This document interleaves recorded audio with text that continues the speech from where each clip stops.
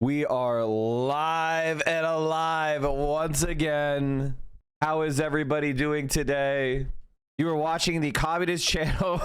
I'm angry with my parents that became a communist from PA. Mike wouldn't last 5 minutes in communist country. That's why he never goes to one or lives in one. Damn it! It got me. I'm not in China right now. What a poser. What a fucking poser. 1,157 raiders from Central Committee. Oh, that's the biggest Cinnaboo. 1,157 raiders from Central Committee. Oh, that's the biggest Cinnaboo. Oh no, this is like, for Michael from Pennsylvania, this is like watching every person that he has ever loved, college sweetheart onward, being cucked. Like getting cucked, for generational cuckening happening for Michael from Pennsylvania here. He is an even bigger China weeb than me. And he just has to sit there and watch me in the fucking heartland of the People's Republic in Beijing. How is China? It's incredible. As soon as we landed in the older Beijing airport. That was it's me, very by the Soviet. way. It's fucking sick. Yeah, I asked how is China, and that's why he's telling me how sick it is. It's sick. This is just bullying. Yeah, sit there. Yeah, sit there, you little freak. Yeah, sit there and enjoy it. How's Will like it so far? Will was a little iffy on it, but he's enjoying it so far because I kept telling him, like, it's very similar to another country that you really enjoy in the region, you know? Anyway, let's get into it. We're obviously going to be going out earlier today than usual. I think they went to Tiananmen Square flag raising ceremony, which is, the United States has something similar. It's called the changing of the guard of the tomb of the unknown soldier, and very similar to that, you cannot act a fool at the tomb of the unknown soldier, or actually you will get fucking decked. So for me, I wasn't surprised that people were very touchy. It's like a very nationalistic place to go, where people are thinking of all the like people who died that they knew and shit. It's not a place to goof around and be disrespectful, because you're gonna get your ass. Mike, you're getting mogged. Oh, I am getting completely mogged. Austin fucking texted me from the plane. They're like, Mike, I can't wait to tell you about how China is so great. Come on, man. Austin and I are two plane-aboos in a pod. Like this, I didn't even notice Caroline in the corner here. That almost makes it even more of a revolutionary style like image. Look at all the Chinese unks in the background being like, what are these crazy white people doing? What are these crazy white people doing? Is it okay for me to be a little envious? I'm glad they're having a good time, but I want to visit China so bad. Oh, of course. The greatest increase in living qualities in human history should tell you why we like it. The fastest growth of an economy in human history has been since 1949 in China. The United States never has ever does not compare. They average over 8% GDP growth per year since 1949. Do you understand the staggering nature of the rise of China? Because when the communists took over China, it was one of the poorest places on earth. And even under Mao, under the worst, convulsions of the Great Leap Forward, it still grew over 6% per year, which would be like an overwhelmingly positive GDP growth in the US. We'd be like, Wall Streeters would be like crying tears of blood. So the only reason China has taken so long to pass us is because the United States was unperturbed by World War II. We were unattacked, unbombed. Whereas in China, they were fighting China for an additional 10 years compared to our entry into World War II. And it was in their homeland. So yeah, what China has done has, under the leadership of the Communist Party, has been unmatched in human history. That's pretty interesting. Please tell Hassan to sue Destiny. Guys, Destiny is falling off and he's desperate for fucking attention, man. Like, he's desperate for Hassan's attention. He's being sued for being a revenge pornographer. You know, like he just watched Hassan push a candidate who won the most improbable campaign in American history in the New York City in Mamdani. AOC, a presidential frontrunner and future senator, is personal friends with Hassan. Like the guy, like just like this kind of weird psychotic defamation doesn't need. I mean, what can you even say? I think Hassan should sue him, but at the same time, like Destiny is a pedophile. Try to call other people pedophiles. I need you to understand I am as serious as a heart attack. This was the only game they had on the monitors during my flight to China. LMAO. Fight the landlord? Allegedly, Mike. Has he been found guilty of being a pedo? What you need to understand, comrade Niska, when somebody says allegedly, it's because they're not standing on business. You're allowed to have opinions. And based on what Destiny has said, it is my opinion, that is that. I'm allowed to say that. He admitted to being attracted to 15-year-olds. He admitted to having child pornography. I could say whatever I want based on him admitting it. That's a reasonable opinion. You don't have to say allegedly. There's no law say you have to say allegedly. You're allowed to have an opinion on shit. It's called the First Amendment. All right, so what are we talking about today? Hassan living the dream in China. Democrats cave on the shutdown. Everybody hates Chuck Schumer. The Democrats were winning. The Republican support was cratering. The shutdown was working. And now people are trying to move the goalposts to, oh, the Democrats couldn't have gotten everything they wanted from the shutdown. First of all, we don't know that. Donald Trump doesn't want to be unpopular. He's a narcissist. His popularity was dropping. The Democrats just won landslides. Okay, let's see what this guy first posted. Uyghur genocide. Nobody here argues in good faith they would put their lives on the line for Xi than anyone fasting discrimination here. Also, you don't believe any bad things happen in China. You accept the U.S. stance on Palestine, but you refuse the UN stance on Ukraine or Muslim genocide. Okay, so this is just a Destiny guy, which is none of that is true. And the UN doesn't say there's a genocide in China. You're a fucking idiot. No, they do not. No one does. Even the State Department withdrew that. Notice how they are slow rolling, restarting the government too. Vote to have a vote on Sunday, actual vote on Monday, Tuesday call back the House members, Wednesday open the House, Thursday maybe take a vote. Could the Senate just done both votes on Sunday? Yes, of course they could have. I think centrist Dems overplayed their hand here, trying to stop the rise of the left wing and keep the filibuster. Too many eyes this time seeing their food stamps get fought by Trump and centrists, making that fight worthless. On top of people who see the ACA subsidies seeing their bill raised, everyone is going to view centrism as poison. Right now, that's true. Is the mayoral candidate from Seattle actually a socialist? Not. I think she's like a progressive. So it's like one of those things where, you know, how I feel about progressives is it's better than a centrist, right? It just doesn't necessarily. Wait, Kate Wilson won? Oh yeah, I should talk about that. I could put that in my title too. Progressive wins Seattle. Or, you know, Katie, Seattle. Let me find something on this before I go. But yeah, she's gonna win. She pulled ahead. She's way ahead now. This just coming in within just the last 2 minutes. We have new election results just dropping, showing there is a new leader in the race for Seattle mayor. King 5's Bridget Chavez is tracking all of this in real time. Bridget, how close is this race? Jessica, new results show progressive candidate Katie Wilson has pulled ahead of incumbent Bruce Harrell. Right now, Wilson is leading by just 91 votes. On Friday, Harrell was leading by 4,300 votes, so she picked up a lot in this new drop. Late last week, Wilson started gaining on Harrell after he had a strong lead on election night. King County Elections told us Friday there were about 45,000 ballots left to be counted here in Seattle. Now, according to the state, King County had only 37% voter turnout this election. Wilson has never held an elected position. If elected, this would be Harrell's second term as mayor in Seattle. Now, in Washington state, an automatic recount will be triggered if the margin between the candidates is less than 0.5% and fewer than 2,000 votes. Live in studio, Bridget Chavez, King 5 News.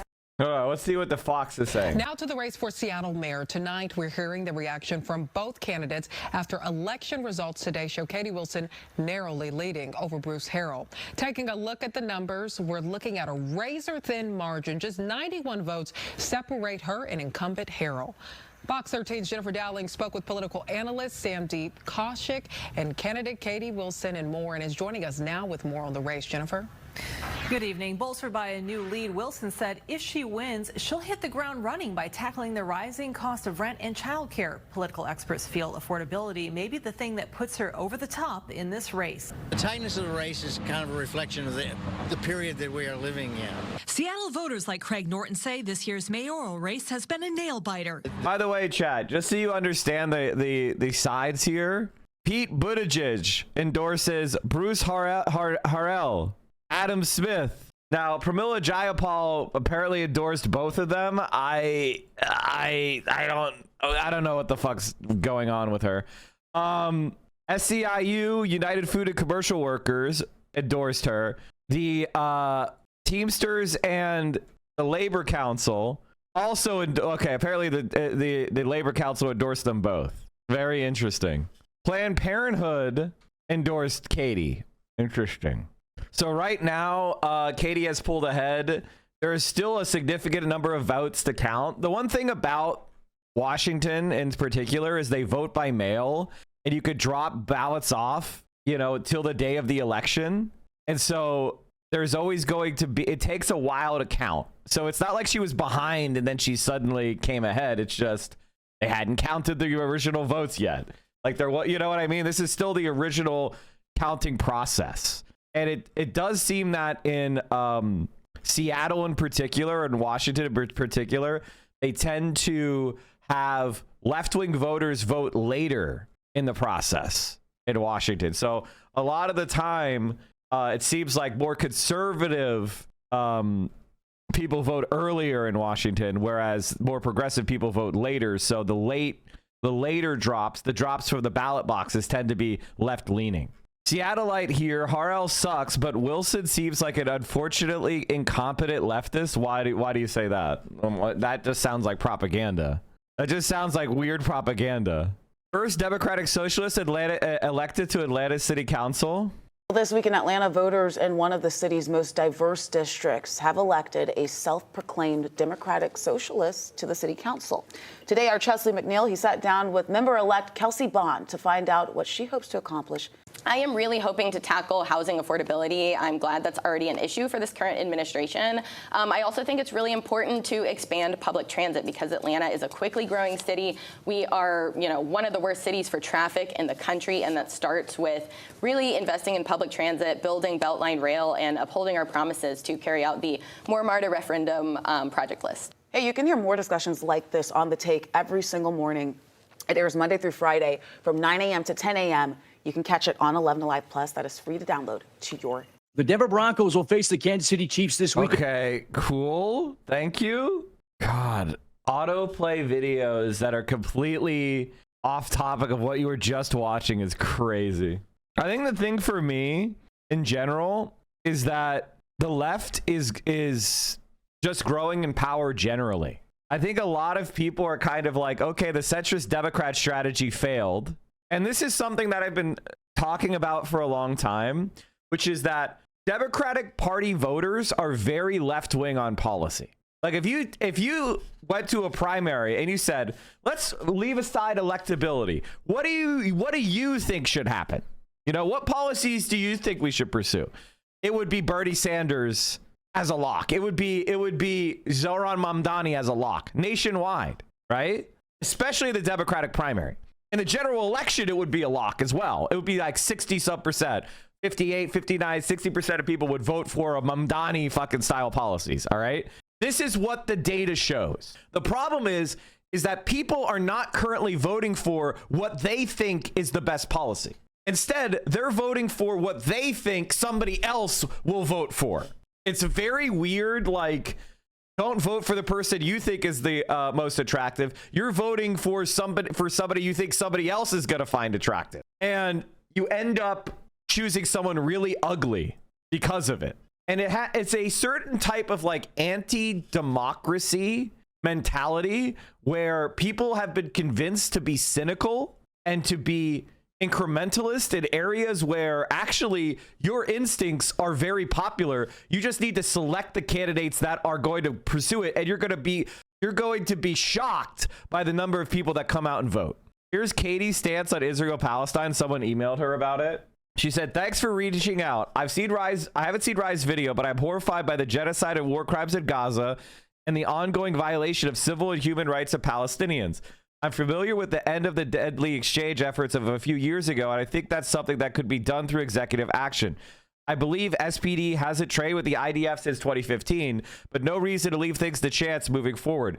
If the city has investments that are directly supporting Israel's actions, I'm open to divestment. I'm open to other ideas too, and to land back actions and reparations, while also, as a longtime community organizer, recognizing the importance of strong community mobilization and vocal support as a necessary part of a successful push in any of these directions.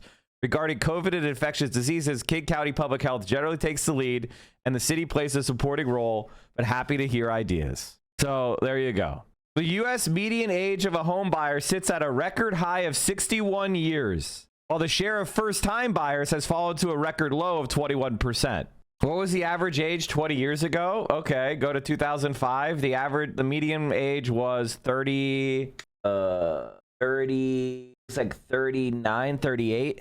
In a major American city, voters in the mayoral race are being asked to choose between an older, established corporate Democrat and a younger, progressive challenger with an affordability message. No, not that one. This is Katie Wilson, who co-founded Seattle's Transit Riders Union and is challenging the city's... This sounds like propaganda to me. I'm sorry, Ken, but he's just... Mr. Mamdani has probably privately tried to discourage his ideological ally from running. The mayor-elect has feared that another high-profile challenge from the left might compromise his own bid to push the Democratic establishment to support his affordability agenda. Who's claiming this? Who's claiming this? Who's the source? There's no quotes. Should we make the "Hutch was wrong" emote? And this is the last moment of real leverage the Democrats have until the midterms. And you're just going to give it away? But anyway, that's in the past. Now we're in this moment. And I'm just kind of judging to IRI or Hutch's question, I forget now, or maybe it was your soy pills. What are the incentive structures for the Democrats to give up on this? To just give the Republicans what they want? And this is the last moment of... They won't. Now that they have given up, he's now saying it's good they gave up. Also, chat, guys, those guys are completely irrelevant. Like, they're completely irrelevant destiny orbiters. Nobody gives a shit what they're saying. I made a post about Hutch the other day because he's just a pathetic fucking loser. He's a pathetic fucking loser. Zohran Mamdani won one of the most youth-oriented elections. He's generationally wrong. Nobody watches this fucking guy. Okay? Nobody cares about this guy. No one watches this guy. No one thinks he's intelligent. Who gives a fuck? The only time he ever gets any motion is because he's posting hate threads about Hassan and right-wingers and destiny freaks who are obsessed with Hassan more so than any other thing about their own lives like it. That's the only time he's ever gotten any motion. He's a pathetic fucking worm. Who gives a shit about this loser? He's wrong about everything all the time. Rachel, my favorite moment in the Bernie Sanders interview was when the discussion of replacing Chuck Schumer came up. And Senator Sanders basically said, "Who would want that job?" And that's the truth of it.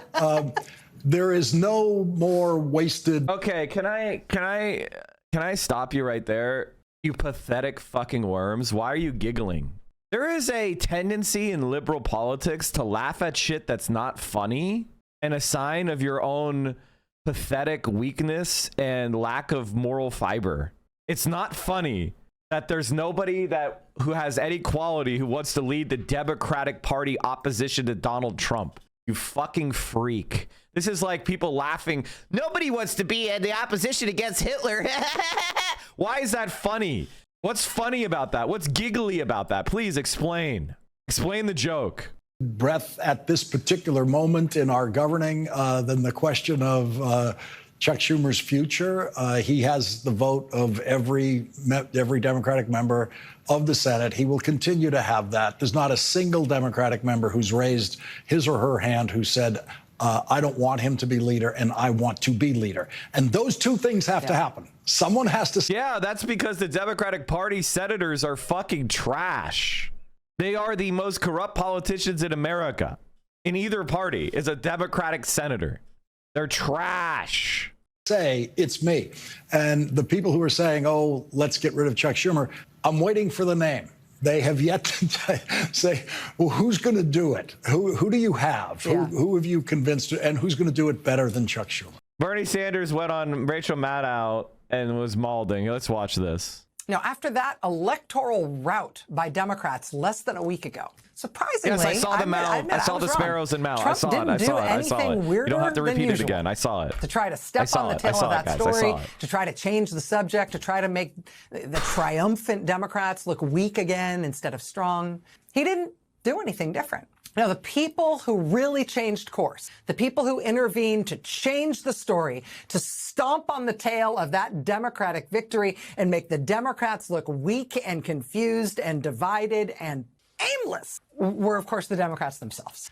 Democratic Senate Leader Chuck Schumer could not hold his caucus together. Why? Somebody asked, why is Bernie still the face of this movement? He's not. It's Zohran Mamdani. However, Bernie Sanders holds a position called the United States Senator from the state of Vermont. And the way politics works, you get power by winning elections. And elections only happen so often. So just because you're bored doesn't mean anything changes. See, in order for the people in power to change, you have to have somebody run. They have to garner enough support to win the elections, and then they need to get sworn in. And senators are only sworn in, 1/3 of them every 2 years. So to replace a specific senator could be as many as 5 years away right now. And so the senators are some of the most prominent politicians in America. So if you want somebody to be more prominent than Bernie, well, then who would that be? There's no Senate elections happening for another year. We did our best in the most prominent races, most prominent municipal races in the country. We put as many left-wingers as we could into office. We've got more to go next year. And then 3 years from now is the presidential election. It's this defense of Chuck Schumer that I think is going to fuck the centrists over, to be honest. All the defensive is who else is going to do it, which paints every centrist Dem in the Senate as weak and ineffective as him.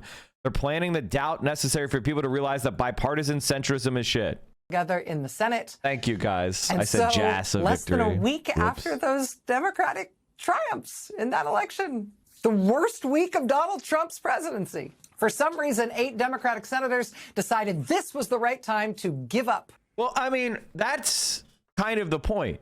Why did Democrats suddenly decide now is the time to surrender? Why did Democrats suddenly decide that now is the time to surrender? It's because the left was getting too much momentum. And centrist Democrats exist to stop the left. That's why they are where they are. So as soon as they saw, oh shit, Donald Trump is flatlining, the left is growing, people are starting to demand change, and they're starting to think that maybe they could get it through a left-wing direction. They pulled out the defibrillator and put it on Donald Trump's chest by giving him a huge win and making the Democrats look weak and ineffective. The Democrat brand was looking too good. It's time to throw it in the trash. On the Democrats' previously sturdy and unified demand that Republicans needed to fix the disaster they just created for the American people in health insurance. They're especially scared of the filibuster getting removed. Exactly. Because if the filibuster gets removed, every single senator is now on microscope for their positions. They can't do this like public-private position split where it's like, I support this bill, but I also know it will never pass because of the filibuster. And so I'll vote to uphold the filibuster and vote for the bill. So people think I support the bill when in reality I don't. That is the game that is being played. It's an extremely anti-democratic and authoritarian method that centrist Democrats use. And with the filibuster goes, then suddenly there's going to be a lot more pressure to pass left-wing policy. And in health insurance costs, they just decided to give up. And so now we are on track for the 41-day government shutdown to come to an end sometime soon because Democrats inexplicably just gave in without any visible concessions from the Republicans at all. certainly without any meaningful concessions. And that's the kind of behavior you might expect from a party that was at a low ebb in terms of its power and its standing with the American people. Instead, in this case, Democrats just worked their tails off to win these huge election victories all over the country last week. Unprecedented success, probably their best election outcomes in like a decade, right? In terms of across the board wins.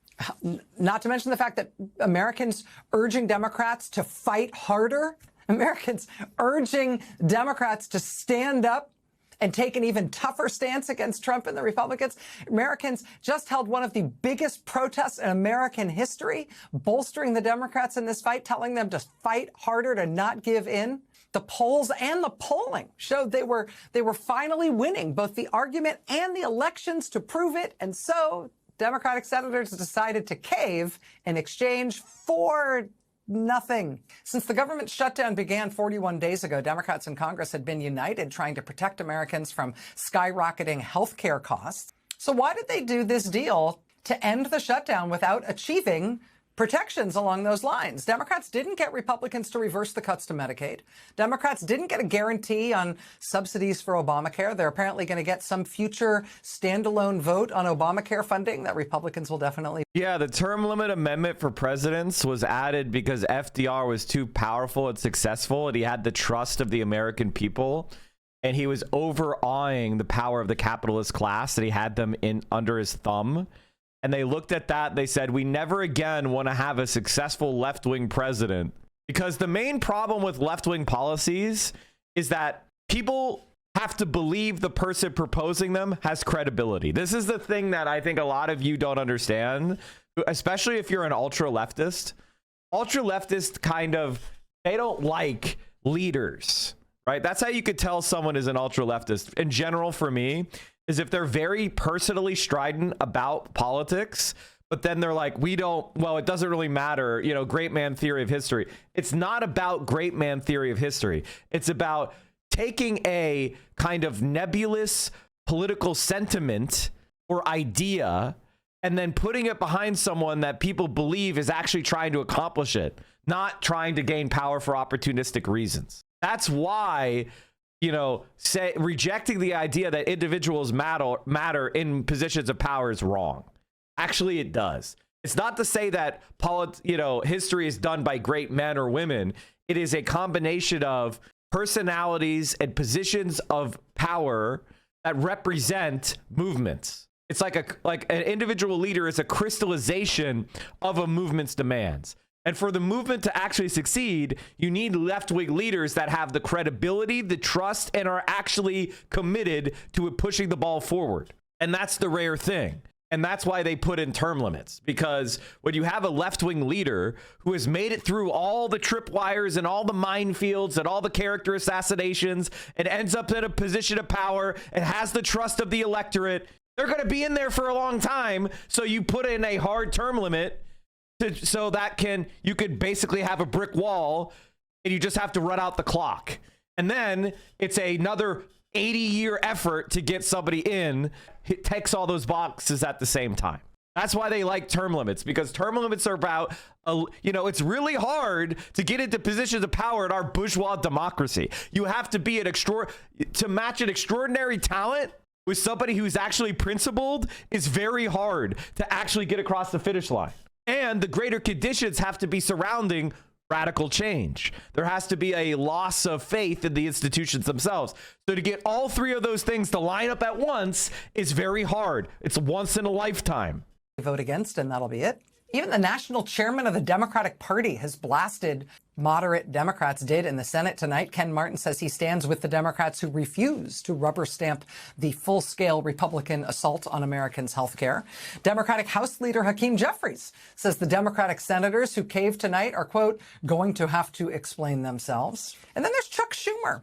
He's the leader of the Democrats in the Senate. Senator Schumer says that this deal was terrible, and he himself voted no on it, but he apparently did not have sufficient control of his caucus in the Senate to stop this from happening. With Democrats at the height of their power under Trump so far, why cave now? The Senate just moments ago passed this bill to end the shutdown with those 8 Democratic senators voting in favor. What's happening here? Joining us now live from Washington is Senator Bernie Sanders of Vermont. He is one of the senators who is opposing this deal. And with an exclamation point, Senator, it's good to see you. Thank you for your time. My pleasure. Is it too much copium to think that Dems caved to avoid potential riots and Trump declaring martial law? Okay, let's say, for example, that was true. Wouldn't it be more important to organize a resistance? If you believe that Donald Trump is going to take a fascist militarist grab for power, why would anticipatorily caving to him make sense? That doesn't make sense. They caved to save the filibuster is exactly right. The centrist Dems want the Republicans to be able to filibuster President AOC. When AOC comes in and says, okay, we're going to do this, this, and this, they want the Republicans to be able to filibuster to go, oh, well, we used the filibuster to stop Trump, even though the filibuster didn't stop shit. Let me just get your reaction to this vote tonight and tell us why you think it happened tonight the way it did. It is a terrible vote. What it will do, Rachel, is raise health insurance premiums that are already sky high. It's going to double them, in some cases triple and quadruple them. It's going to pave the way for 15 million Americans to be thrown off of Medicaid. 15 million people. Studies suggest that when you throw low-income and working-class people off of the health care they have, some 50,000 will die unnecessarily every year. 50,000 people will die unnecessarily. So this was a terrible, terrible piece of legislation. Democrats, as you've just indicated, had the wind at their backs. They came off an extraordinary election. We came off last month having 7 million people coming out and say, no kings in America. And what we lost in this vote is not only the suffering that's going to take place with people who can't afford health care. You're going to have a president who says, see, I always told you, the Democrats are weak. And yes, I'm an authoritarian. I want more and more power. And you stop me. That's what this vote was about. I think a lot of people who agree with you on the substance here, Senator, may be torn tonight between sort of righteous anger at the Democrats who chose to give up their point of maximum leverage and to cave, as you said, to reward Trump for what he's done around the shutdown, to reward him for the pain and the cruelty with which he foregrounded his actions in the shutdown. But they may be torn between that anger and feeling like Democrats fighting each other right now is the last thing we need. We have such a threat to this country, to the existence of our democracy as a country. This can't be the time for Democrats to, say, remove their leadership or engage in scorched earth primaries against one another in electoral politics. I admit to feeling all of those things myself and to seeing a lot of that today among a lot of different people I respect. How do you feel about those conflicting emotions? I think the leadership, this is no great secret. It is my view that the leadership of the Democratic Party in many respects is way out of touch with where Democrats in general are, where many independents are, where the grassroots of America are. The division that we're seeing in the Democratic Party right now are those who get a whole lot of money from wealthy campaign contributors. They hire consultants. And I got to tell you, that consultant class is so far removed from reality, it is really quite pathetic. That's one wing of the Democratic Party. And there's the other wing. And that is what Mamdani did in New York. He ran a campaign which says, you know what? We're going to take on the oligarchs. We're going to create a city that is affordable. And he put together an extraordinary grassroots movement, some 90,000 volunteers. Now, needless to say, I happen to agree with the latter approach. And I think we need candidates all over this country who understand that it is insane that one person, Elon Musk, owns more wealth than the bottom 52% of American households. That it is insane that in the richest country on earth, we are the only major nation not to guarantee health care to all people as a human right. That we don't have paid family and medical leave. That people can't afford housing. Rachel, this is the wealthiest nation in the world. And we should not have an economy and a government that works for the people on top while 60% of our people live in paycheck to paycheck. Senator, I have to ask you, the activist group Indivisible today announced the largest Democratic primary program since their founding in 2016. They say they won't support any Senate primary candidate who doesn't call for Senator Schumer to step down from his leadership role. I have to ask you if you support Senator Schumer retaining his leadership role, if you think this kind of a primary campaign is right-minded. Well, I think we should have vigorous primaries all over the country. I don't think that should be the criteria. I would rather say, do you support Medicare for all? Do you support an end to Citizens United?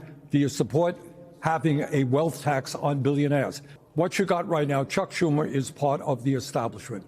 And I'm sorry to say that many people in the Democratic caucus are part of it. I would say we have 8 or 9 out of 47 people who I would consider to be progressives. So you can argue, and I can make the case that Chuck Schumer has done a lot of bad things. But I think getting rid of him, who's going to... And that's the reality, chat. There's 9 progressives in the Senate. What's going on there?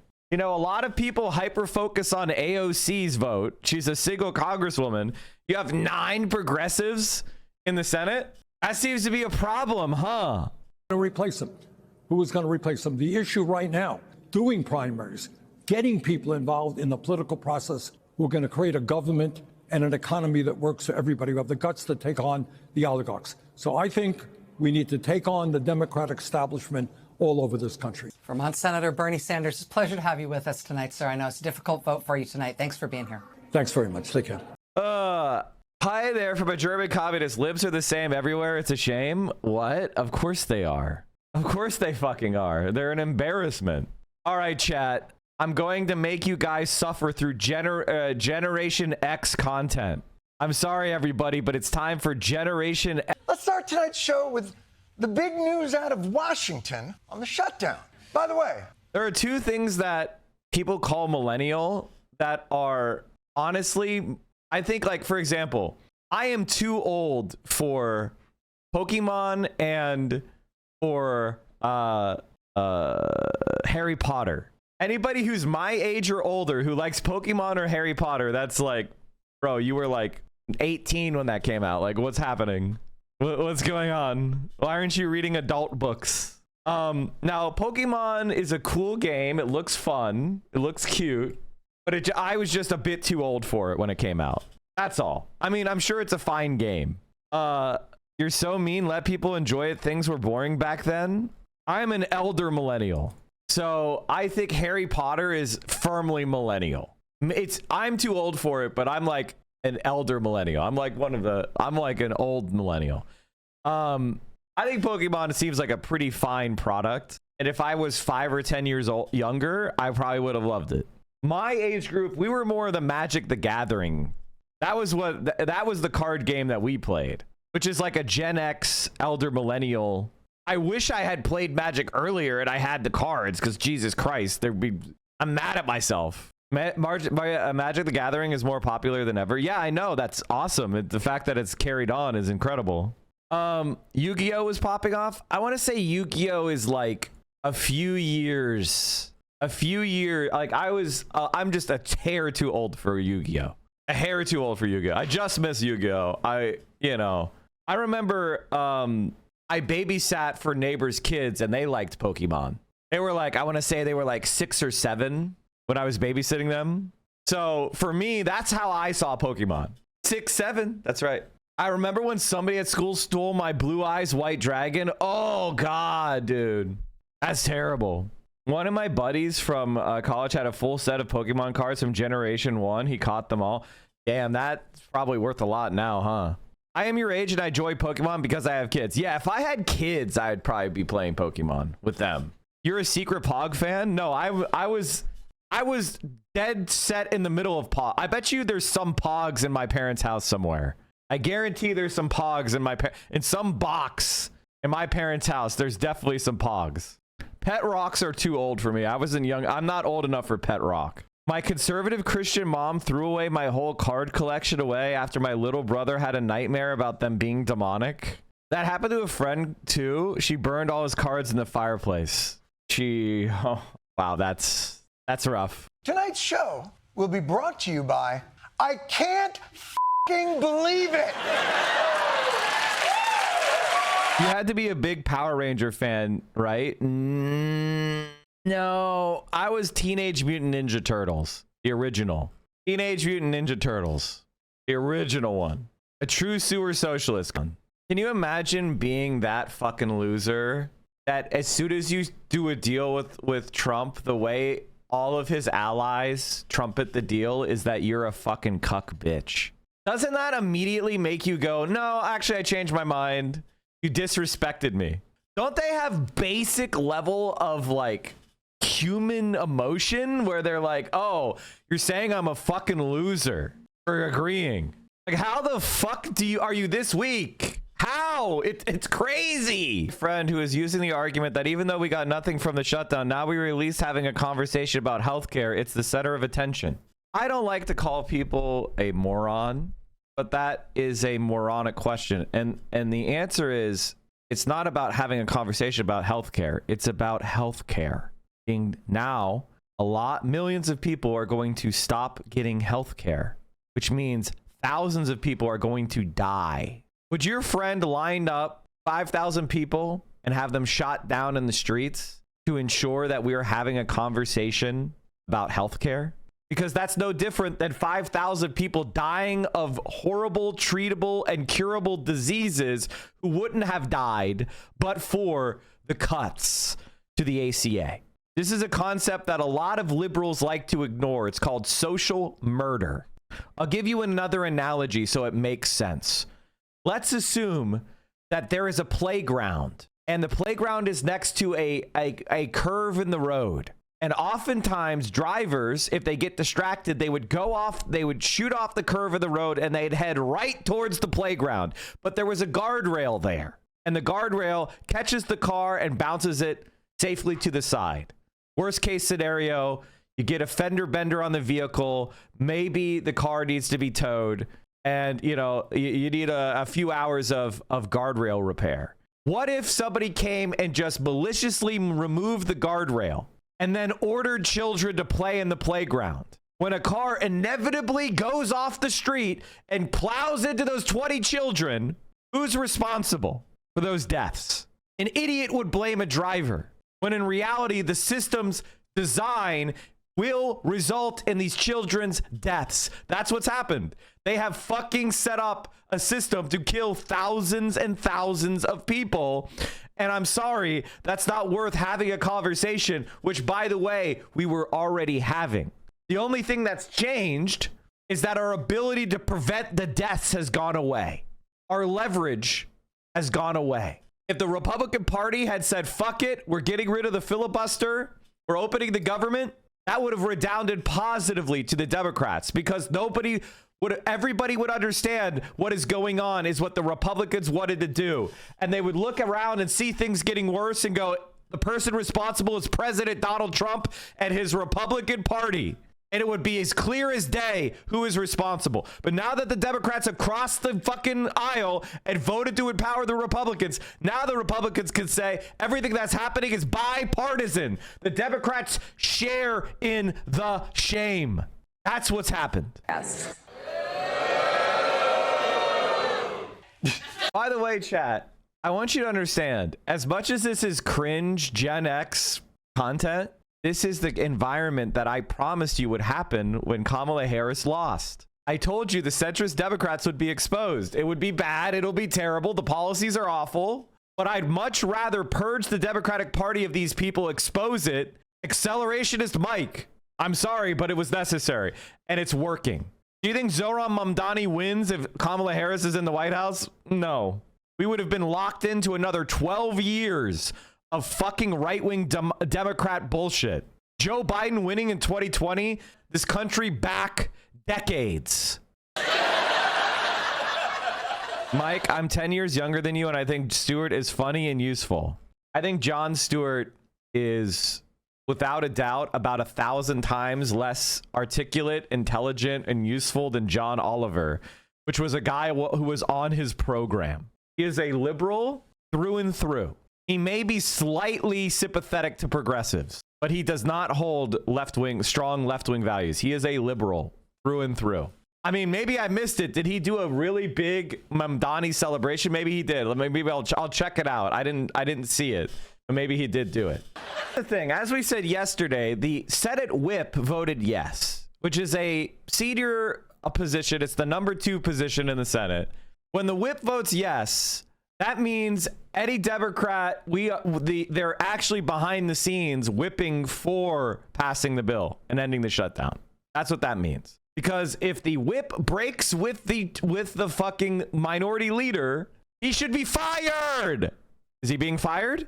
Is the situation where they barely contend for power?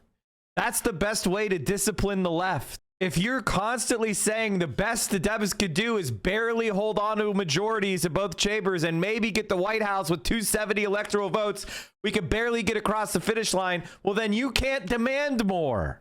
If the ceiling seems low, you cannot stretch out your arms.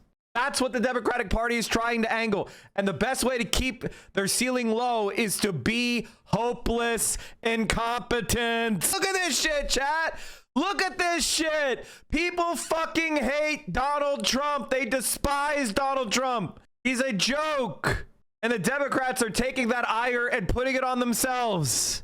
Kane said while only 8 Democrats voted with Republicans, more wanted to see the shutdown end. I can tell you this, there were a lot more than 8 that were really happy that the 8 of us voted them the way we did, but I'm not going to put words in anyone's mouth. That's exactly true.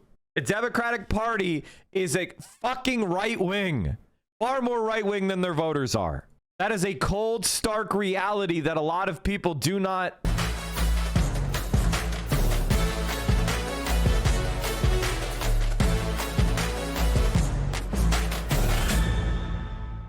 All right, and I want to show you something, chat. If you want to understand just how badly the Republicans were losing the shutdown, look at this data. Oh, thank you guys for the subs. Larathol, thank you for the 5 gifties as well. Appreciate you.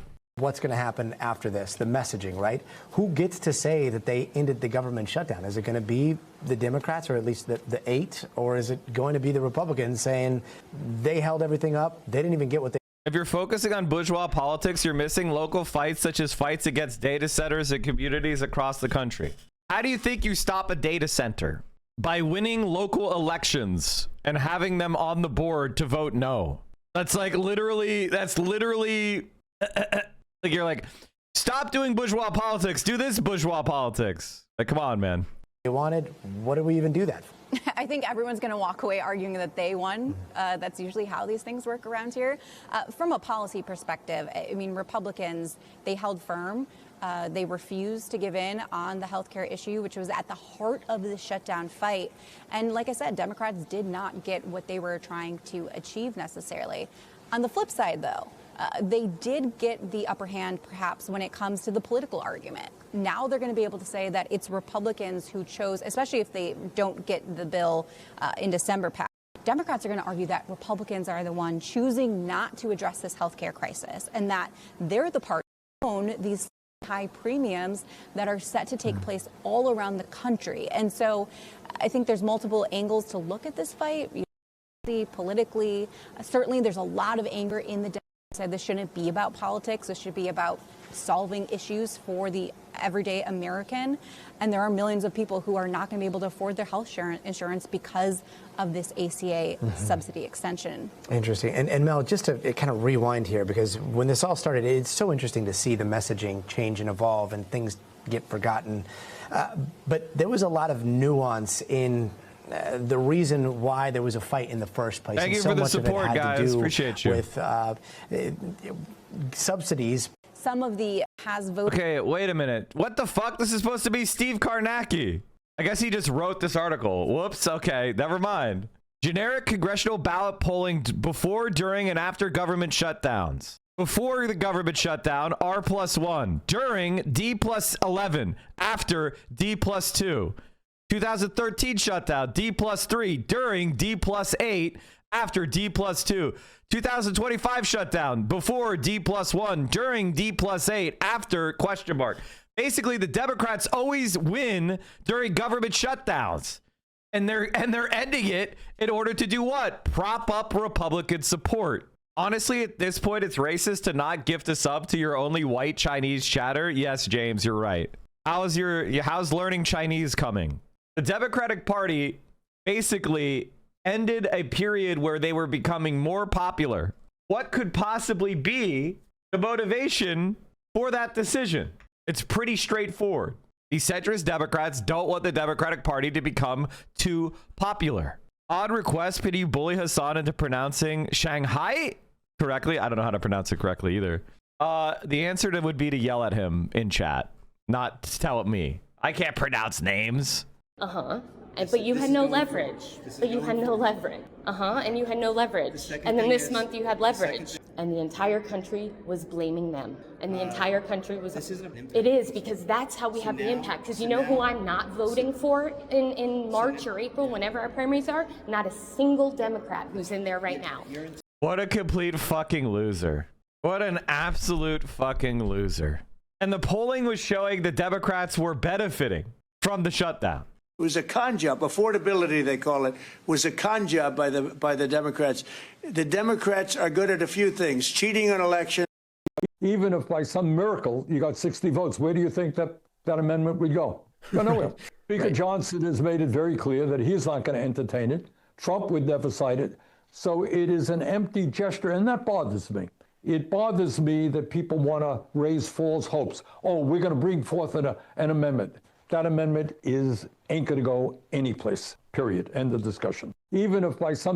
I'm surprised Brian Tyler Cohen would bring Bernie on. What do you mean? His entire career was grifting off of Bernie and AOC at the beginning. Like, you can literally go and check it. I mean, unless he deleted the videos. Like, he grifted off of progressives, and then he became a shill for Israel. Like, it's not very confusing. Putin's puppets. Basically, no motion, right? No motion. Democratic Socialist humiliates Tucker Carlson on his own show. 3.1 million views. That's what made his career. And then he did some, like, Trump shit. Hannity tries to embarrass Ocasio-Cortez. She responds brilliantly. 3.6 million. Again, he had a couple videos that did decently, right? Democratic Socialist, AOC videos. He's always grifted. And then, you know, we go to his latest videos and they're all, you know, every video is a Trump video. Fuck, man. The Trump slop. There's a Mamdani video. Did he say Mamdani before the primary? Did he say Mamdani before the general election? The guy's a fucking, like, and the fact that I'm sorry, the fact that this guy gets promoted by, I mean, he's just a complete fucking grifter. And conning people with facts that aren't true. They said, oh, I don't want to talk about affordability. The reason I don't want to talk about affordability is because everybody knows that it's far less expensive under Trump than it was under Sleepy Joe Biden. And the prices are way down. That's President Trump on Friday calling the Democratic Party's focus on affordability a, quote, con job after Democrats swept last week's nationwide elections.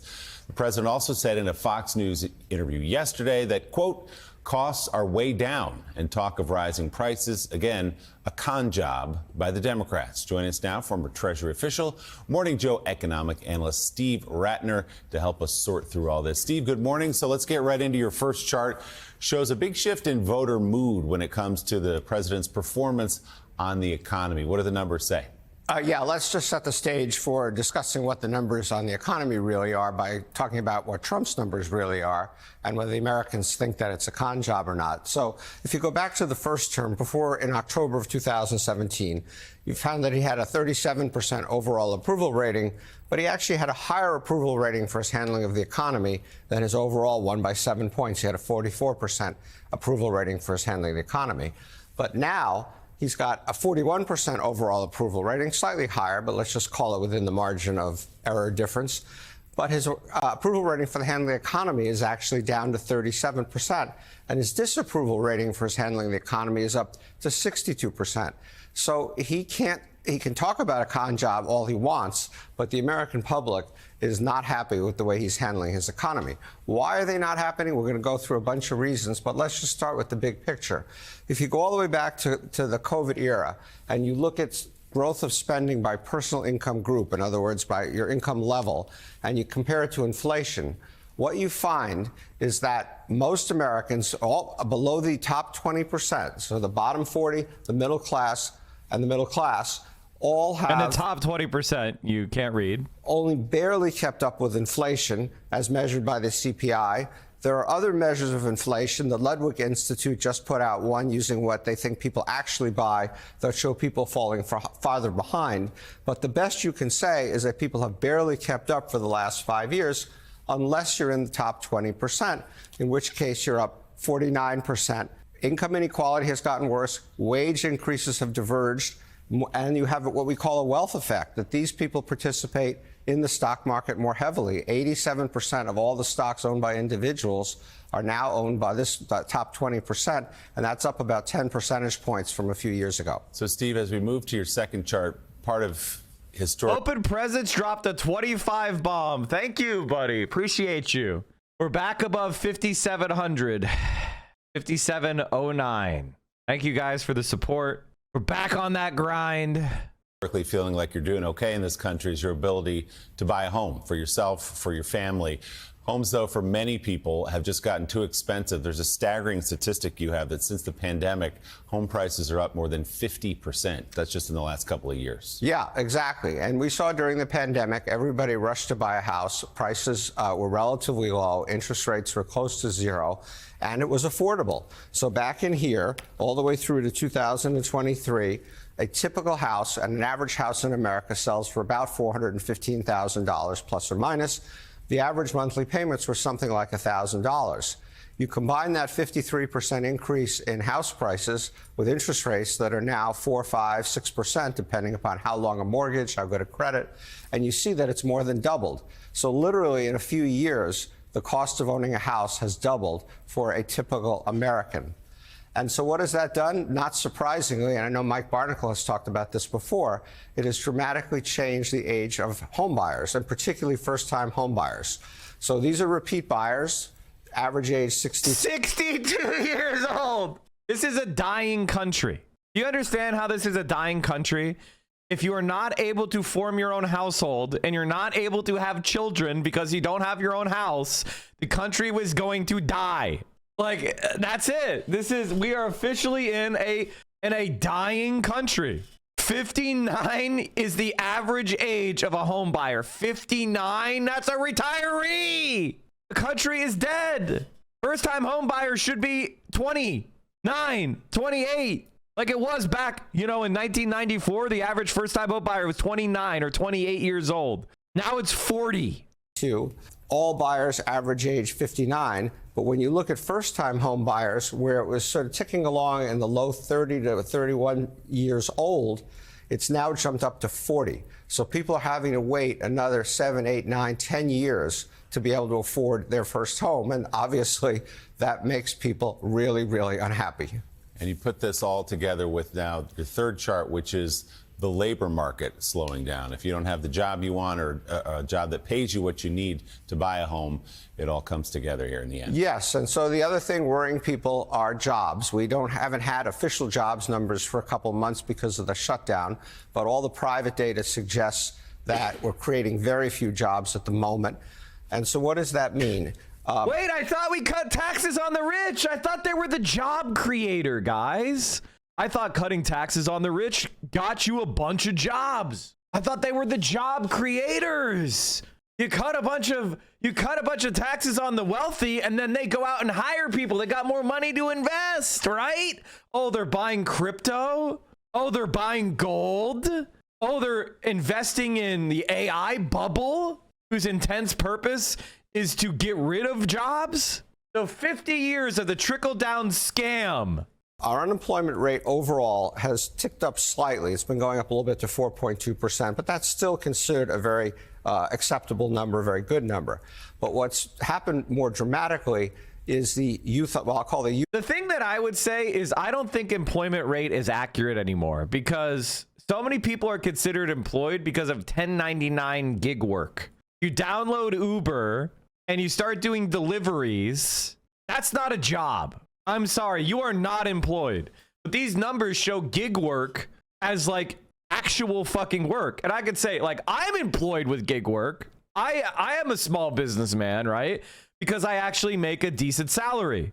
Except it's not a salary. It is basically, do people give me money? Do I sell subscriptions to my stream or not? If I do, then I do okay. If I don't, get fucked. But for most people on 1099s, they're not doing well. But our employment numbers count those as employed people. So the quality of jobs is going down. If you used to have a W-2 job that was a full-time job, and you now have a 1099 job, you are much worse off, even if you make the same amount of money. Youth unemployment rate, people 20 to 24.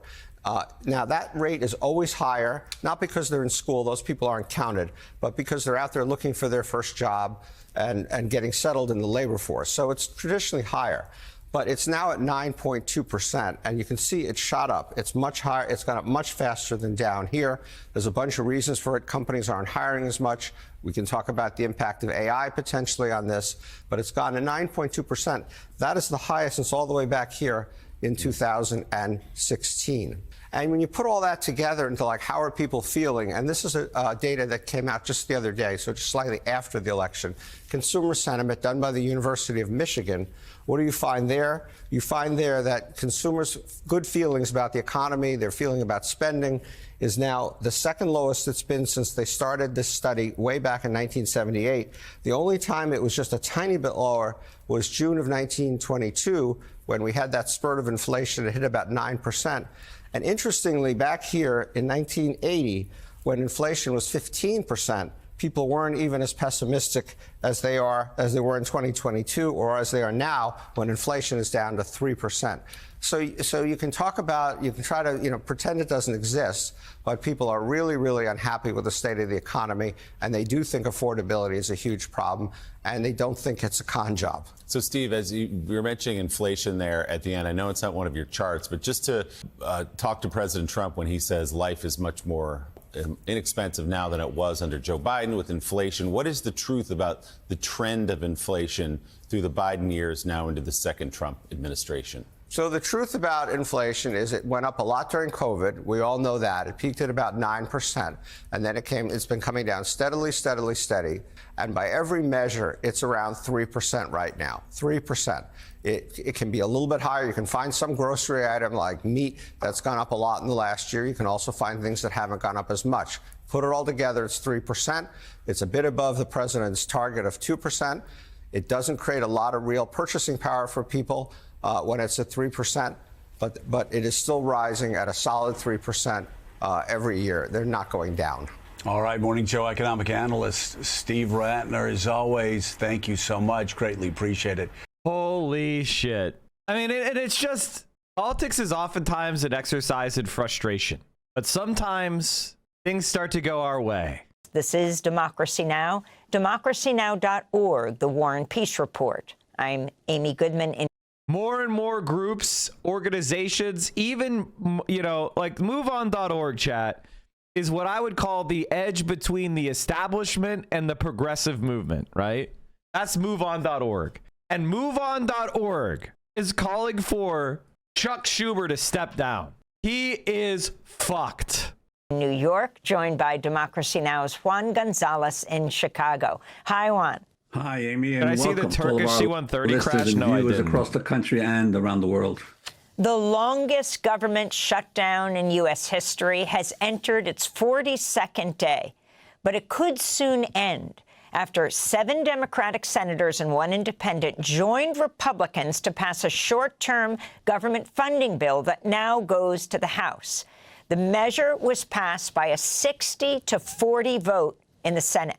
The bill does not include an extension of the Affordable Care Act subsidies, which had been a key demand for Democratic lawmakers. Senate Majority Leader John Thune has agreed to a separate vote on extending the subsidies. Joining Republicans to approve the funding bill were Democrats Tim Kaine of Virginia, Catherine Cortez Masto and Jackie Rosen of Nevada, John Fetterman of Pennsylvania, Maggie Hassan and Jeanne Shaheen of New Hampshire, and Dick Durbin of Illinois, as well as Maine's independent Senator Angus King. Some Democratic lawmakers and progressive groups are now calling for Senate Minority Leader Chuck Schumer to resign his position as Minority Leader. While Schumer voted against the bill, he's facing mounting criticism. Democratic Congressman Ro Khanna said, quote, Senator Schumer's no longer effective and should be replaced. If you can't lead the fight to stop health care premiums from skyrocketing for Americans, what will you fight for? Khanna asked. Meanwhile, Congressmember Delia Ramirez said, quote, 8 Democrats caving to empty promises is an indefensible leadership failure. For the sake of our country, Schumer needs to resign, the Chicago Congressmember said. Based. We're joined now by David Dayen, executive editor of The American Prospect. Can you talk, David, about what exactly the senators who have agreed to avoiding getting rid of the filibuster by getting that 60-40 vote, what they've agreed to and what they haven't agreed to, and what happens next? Well, they didn't agree to too much. I mean, they get this promised vote on extending the ACA subsidies, but there was actually a vote on that yesterday as an amendment to the bill. And all the Democrats voted for it, and all the Republicans voted against it. And there's no reason to believe that that won't happen again during this promised vote down the road. There is 3 of the 12 appropriations bills that were negotiated in a bipartisan fashion. They will pass for a full year in this bill, along with a continuing resolution to fund the other programs of the government through January 30th. And there is a prohibition on the administration firing federal employees.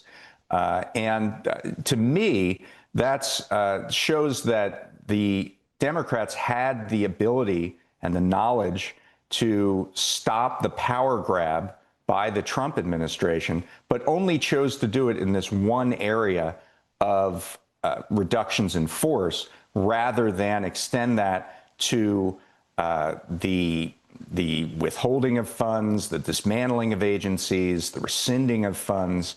And so Trump is going to get a bill and sign it for appropriations to fund the government, but he still could very easily not fund whatever he so chooses under this agreement.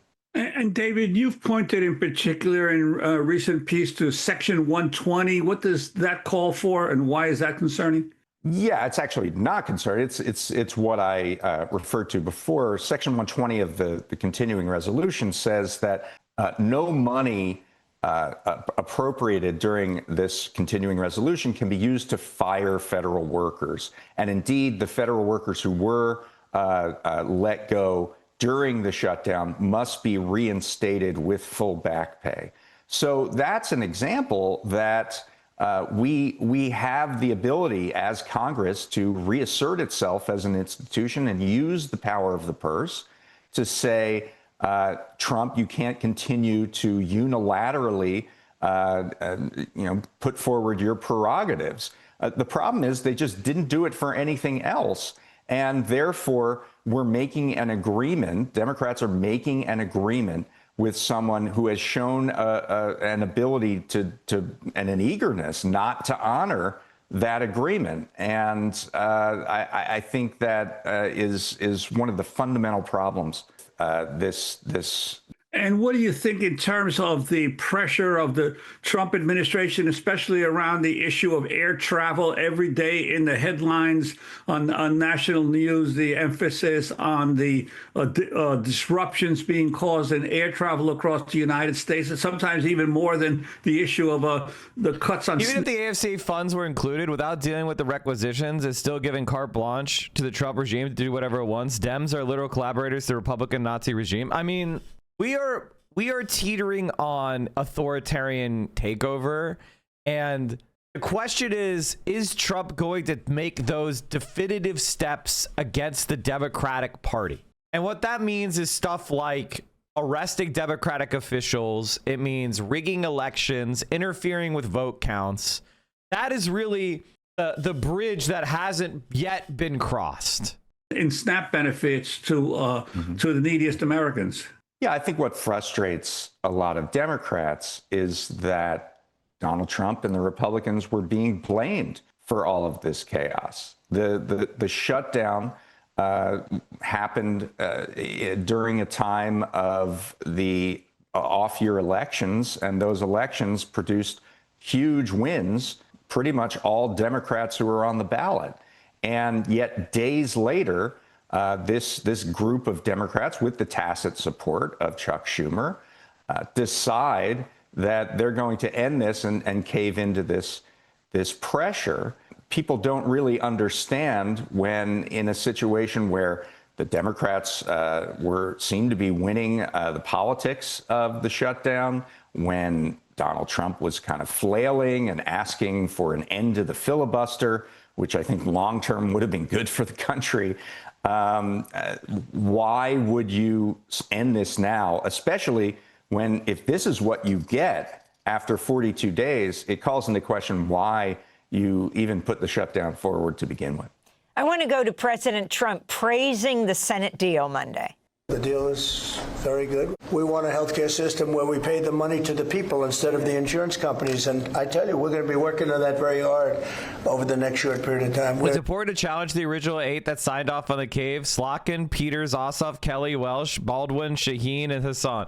I mean, you have to understand that it's not just these 8. It's about the culture of the Democratic Party. I think this is one of the things that needs to be said, is that we just need the power of a few examples. People that are crushed in primaries. We just need a few people that we absolutely fucking roll. And that'll scare a lot of politicians. The people get the money. We're talking about trillions and trillions of dollars where the people get the money.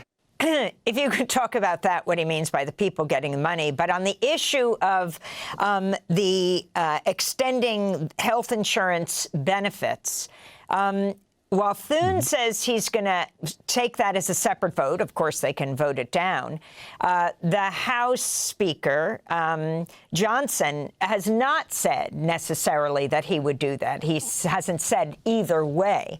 So what do you expect would happen if that vote were taken in the House? If, in fact, this deal gets approved by the House, what do you think would happen? And then talk about the money Trump wants to disperse. Right. Well, the fact that Speaker Johnson hasn't committed to holding a vote whatsoever just shows you how worthless the ask of a vote in the Senate really was. And again, the Republicans already voted down a one-year extension of the healthcare subsidies yesterday. So I'm like honestly kind of surprised they did.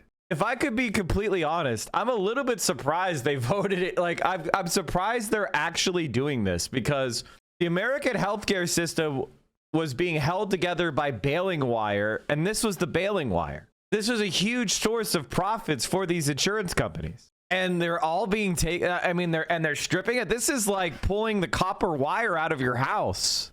Mike, the surprise guy. Yeah, I'm a little bit surprised that they did that. This is dumb as fuck. Going to be very unpopular. It's going to cut down on insurance company profits. It's going to make people even more aware of how the private health insurance industry is not operating.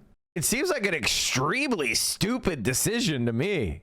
I don't know what that really gets you. As far as what Trump wants to do, his idea is that these enhanced subsidies, which are about $35 billion annually, they're not trillions of dollars, that money would go directly to individuals to then have to purchase health insurance. So tell me exactly how this is any different than the subsidies lowering the cost of a premium. What I believe Trump wants to do is allow individuals to buy essentially junk insurance that doesn't really work. It takes us back to a time before the Affordable Care Act, when your insurance was something, when you tried to use it, you had to, basically cross your fingers whether or not it would provide any benefit to you or not. David Dayen, if you can talk about this call for Schumer to step down as Senate Minority Leader. Now, he voted against the deal, but some are alleging he actually, behind the scenes, was supporting those like Jeanne Shaheen of New Hampshire and the other senators in voting for it. And then if you could comment on Jeanne Shaheen, who seems to be the leader of the group of 8, 7 Dems and independent. Jeanne Shaheen's daughter, running for the House this year in New Hampshire, was opposed to the deal. Yeah, I mean, we've reported that Minority Leader Schumer was in constant contact with these 8 Democrats who were negotiating an end to the shutdown. He was getting daily updates, and he was very involved, even if he ends up voting against the bill. I think it's kind of an insult to our intelligence for him to say, oh, I had no idea what was going on. I mean, only one of 2 things are true in that instance. Either you're misleading people and you were more involved than you say, or you just can't control your caucus of which you are the leader. And so I don't think either scenario looks very good for Chuck Schumer. And I think that's why a number of Democratic groups, as well as members of the House, have said that he should step down. There is actually a mechanism by senators to call a vote on Chuck Schumer's leadership, and we will see if they end up taking that step. So far, no senator has come out and said they want Schumer to go. As far as Jeanne Shaheen, she is retiring next year. She is a senior member of the Appropriations Committee. One of the facets of this deal is that some bipartisan appropriation bills will then pass. And she seems more interested in her parochial work product to have these appropriations bills pass into law than the signature policy that Democrats have advanced over the last 20 years, which is the Affordable Care Act. And what's your sense of a bunch of these appropriations bill being postponed now until January? What will be the battle in January, and will the Democrats be able to get any kind of concessions from the Republicans back in at that point? Yeah, we're here all over again on January 30th. And there's still 9 appropriations bills that will need to be passed at that time. And now that White House reportedly furious over the intense backlash from 50-year mortgage proposal. They also proposed 15-year auto loans, but cars don't last 15 years. What? At least at the House, it has if you maintain it, it can last 50 years. And you also have the land, which isn't going anywhere. But a car, I don't think you should, honestly, I think it's crazy to get an auto loan that's longer than 60 months. When I was growing up, people said 60-month loans are long. I think anything longer than that is fucking nuts. An American house isn't lasting 50 years. Yeah, they're trash too. I mean, they are garbage. Democrats have kind of shown their hand that they are a divided caucus on this matter, and that the land isn't going anywhere. Are you sure? Have you seen Florida? Don't live in that shithole swamp. No, I mean, you can't even get homeowners anymore there. A number of members who are. I'm gonna drive my $2,000 excavator to work. So true. I heard China is starting to sell EVs in Mexico. I so badly. Like, how can you smuggle cars in, chat? How can you, like, what if you went to Mexico and, if you drive it across the border, don't they, like, check? I've never actually driven to Mexico. Embarrassing fact about me. Isn't it legal if you just buy it in Mexico and drive it over for registration? Don't you have to pay tariffs on that? Just keep it registered at some address in Mexico and don't get pulled over twice in any 6-month span of time and you're good. Example of payments of a 50-year mortgage. Oh, yeah, we can look at that. We can look at that in a second. Chat, I have a quest for you. Give me your favorite highlights from Hassan's time in China so I can live vicariously. I'm fucking jealous. All too happy to just move on. I think it's going to be difficult to hold together. Did you see Hassan take over the e-girl section in Bibli? They have a weird filter in this. This has a weird filter. I noticed Hassan had like a weird filter on his face when he was on there. All right, we're gonna watch these clips in a minute, okay? But first, we're gonna finish yelling about the Democrats being dog shit. Together the caucus to get any other concessions in that time frame. So, you know, I think it will hinge on what happens as far as the Affordable Care Act subsidies. But one thing I would like to see in that final deal is some more guardrails and safeguards against Donald. I love how Hassan saw you and immediately started bullying you. Yeah, the motherfucker was dunking on me because he went to China first. He was like, aha, I went to China. Mike is a bigger... But he admitted, I like China more than him, which is also true. Fucking bitch ass. At least he admits I love China more. At least he admits it. Trump doing what he's done all year, which is withhold funds, rescind funds, dismantle agencies. All of this violates the principle of the power of the purse, the constitutional requirement that the legislature actually controls the funding of the government. And if Congress won't stand up for itself, then we have a fundamentally different government than we thought we did. Last question, David Dayen, Adelita Grijalva.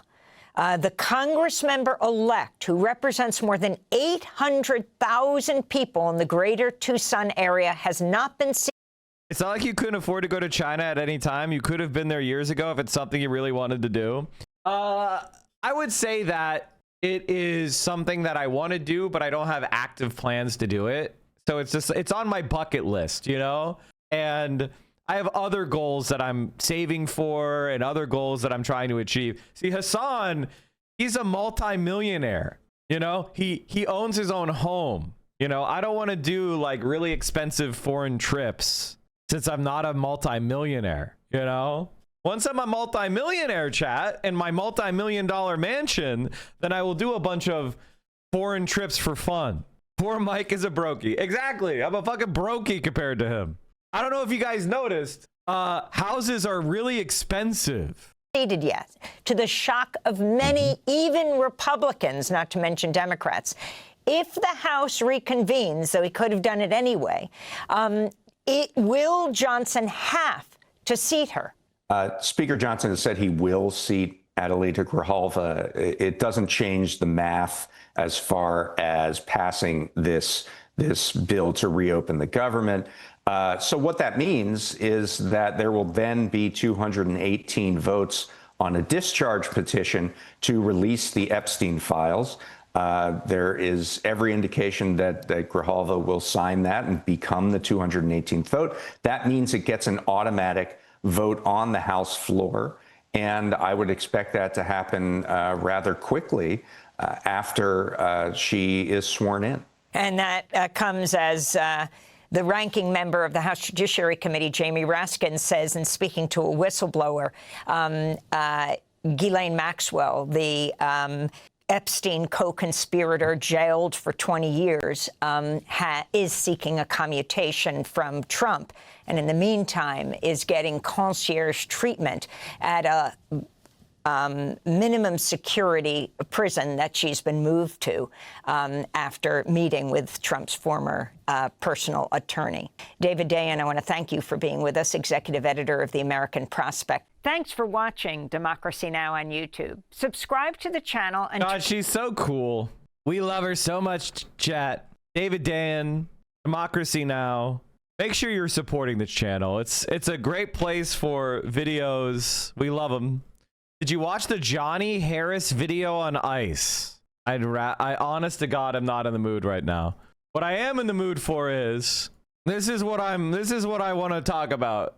Hassan's in China. Fuck, I'm envious. This sucks. This fucking sucks. This could have been me.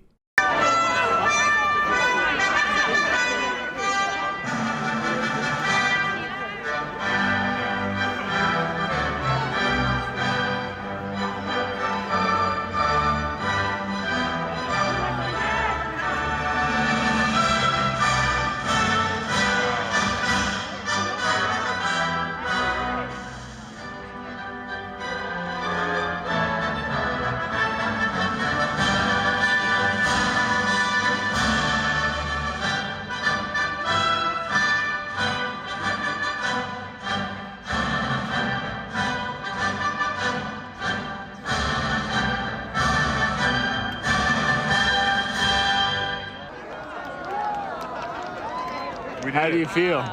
We did it. It was an interesting experience.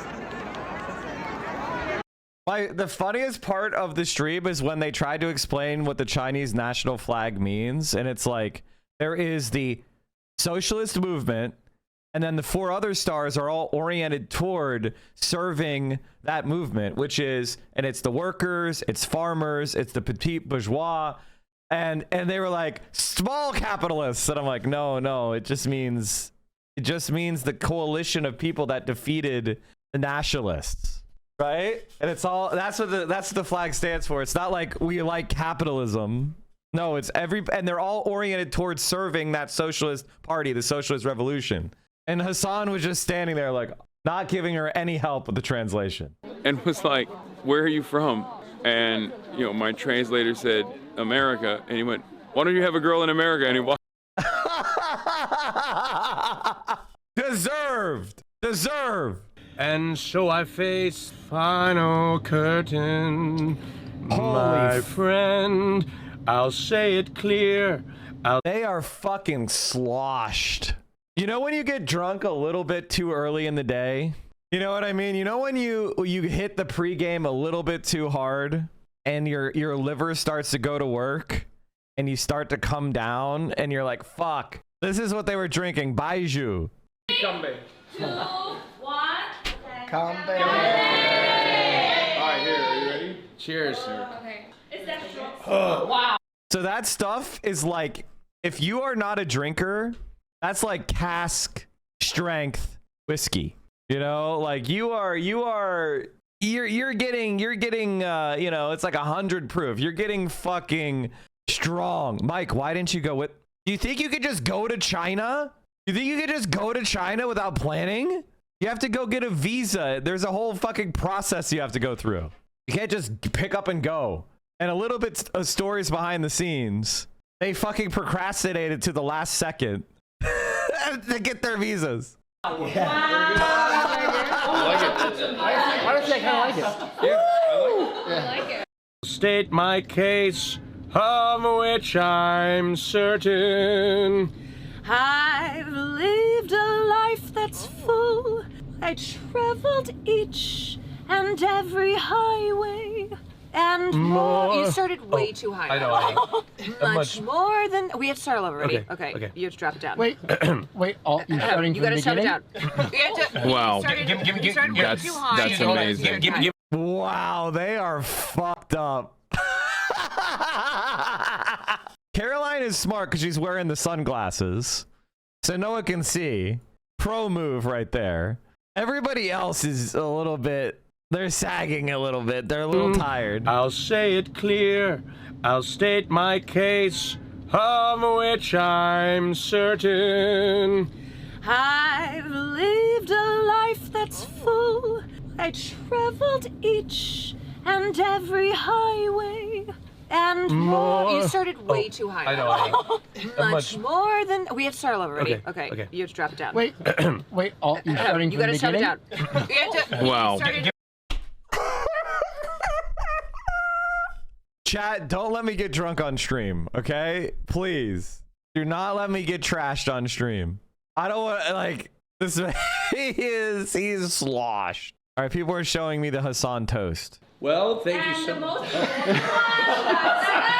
what? Some booze. I already gave it to you.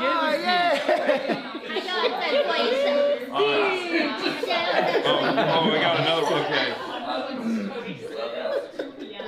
All I'm gonna say is, women hold up half the sky. Oh, wow. Mao Zedong. Shouts out to Mao Zedong. He said that. Wow. Here's one I clipped yesterday. Oh, give me your clips.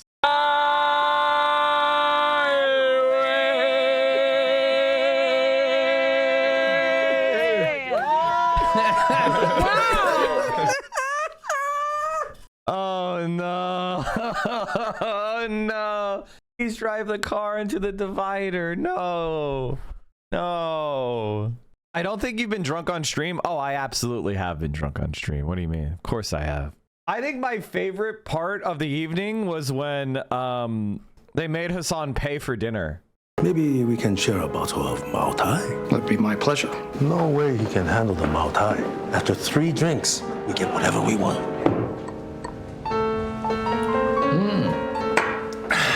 70-30 on H2. Final offer. General, how old is your son? He just turned 10. Wait a minute. I have a mission. It's Will and Marsh told me. Oh no. Thank you for Hassan Oh, to yeah. pay the wine, Chinese wine.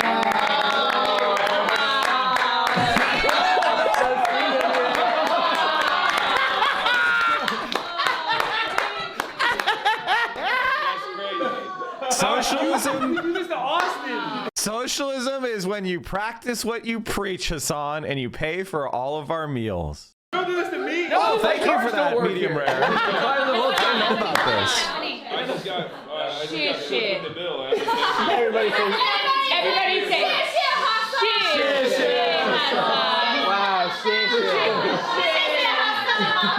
Man, that socialism catches up with you fast.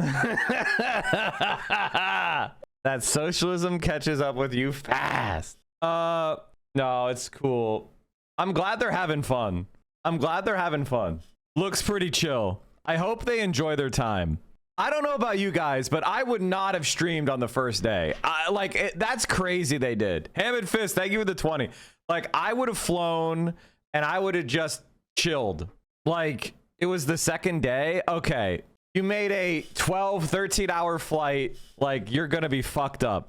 I think they will like Shanghai more. It seems like more Will and March and Caroline scene. I want to see them at Chongqing. That's where I want to see them at. Beijing is like, it's like going to Washington, D.C. You know what I mean? Like, that's cool. It could be cool, but like, it's not the same thing as going to like New York or L.A., right? Hassan were interviewed by a news network yesterday, half drunk with no sleep. No! No, Hassan! I want to see them try Szechuan food. Me too. Yes, I know, chat. We talked about this earlier. We have new election results from King County tonight showing that there is a new leader in the race for Seattle mayor. It is the first leader change since election night. King Fest Bridget Chavez here now with just how close this race is, Bridget. Yeah, new results show progressive candidate Katie Wilson has pulled ahead of incumbent Bruce Harrell. Right now, Wilson is leading by just 91 votes. You can see it right here. It is 50-50 right now. On Friday, Harrell was leading by 4,300 votes, so she picked up a lot in this new drop. Late last week, Wilson started gaining on Harrell after he had a strong 8-point lead on election night. Wilson told King 5 just a short time ago that she is feeling very excited about today's ballot drop and believes that her lead is going to grow in the coming days. The pattern is not a surprise, but of course, when you're in the middle of it, you're always just waiting for that next drop. And so we've seen multiple times in the past years, more progressive candidates gaining a lot of ground as more ballots are counted. So we were expecting a pattern like this, but it's really good to be here where we're finally in the lead. King County Elections tells us that there are 6,400 ballots left to count in Seattle, plus 1,700 ballots that need signature verification. The next round of results will come down tomorrow afternoon by 4 o'clock. Wilson has never held an elected position, and if elected, this would be Harrell's second term as mayor in Seattle. And in Washington state, an automatic recount will be triggered if the margin between the candidates is less than 0.5% and fewer than 2,000 votes. We reached out to Harrell's campaign multiple times tonight and are still waiting to hear back. Live in studio, Bridget Chavez, King 5 News. So there you have it, folks. Another progressive victory from last Tuesday. I don't have any patriotism for America, Hassan Pike. This is just, guys, you understand this is AI slop, right? You understand this is AI slop, right? They have a Drew Pavlov tweet. Who's an Australian Twitter troll. This is AI slop. No one gives a fuck. All right. Oh. 你好，这个是干什么的？怎么了？这个是干啥的？这个就是就是在 for business meeting 老在这儿。There you go. It's very good for you. Perfect. Yeah, it's fit. 好帅，关键是好暖和。Do you know what is house shot? You want to get House shot? Yeah. House shot? No. We got it for him. Cool. Can you put it on? That's cool. They're calling him handsome and cool. Come on. He can't keep getting away with this. Can't be in the Tiananmen Square souvenir store getting called handsome. Are you? Should we get back? They want me to try one on. Let's see. Oh, nice. There we go.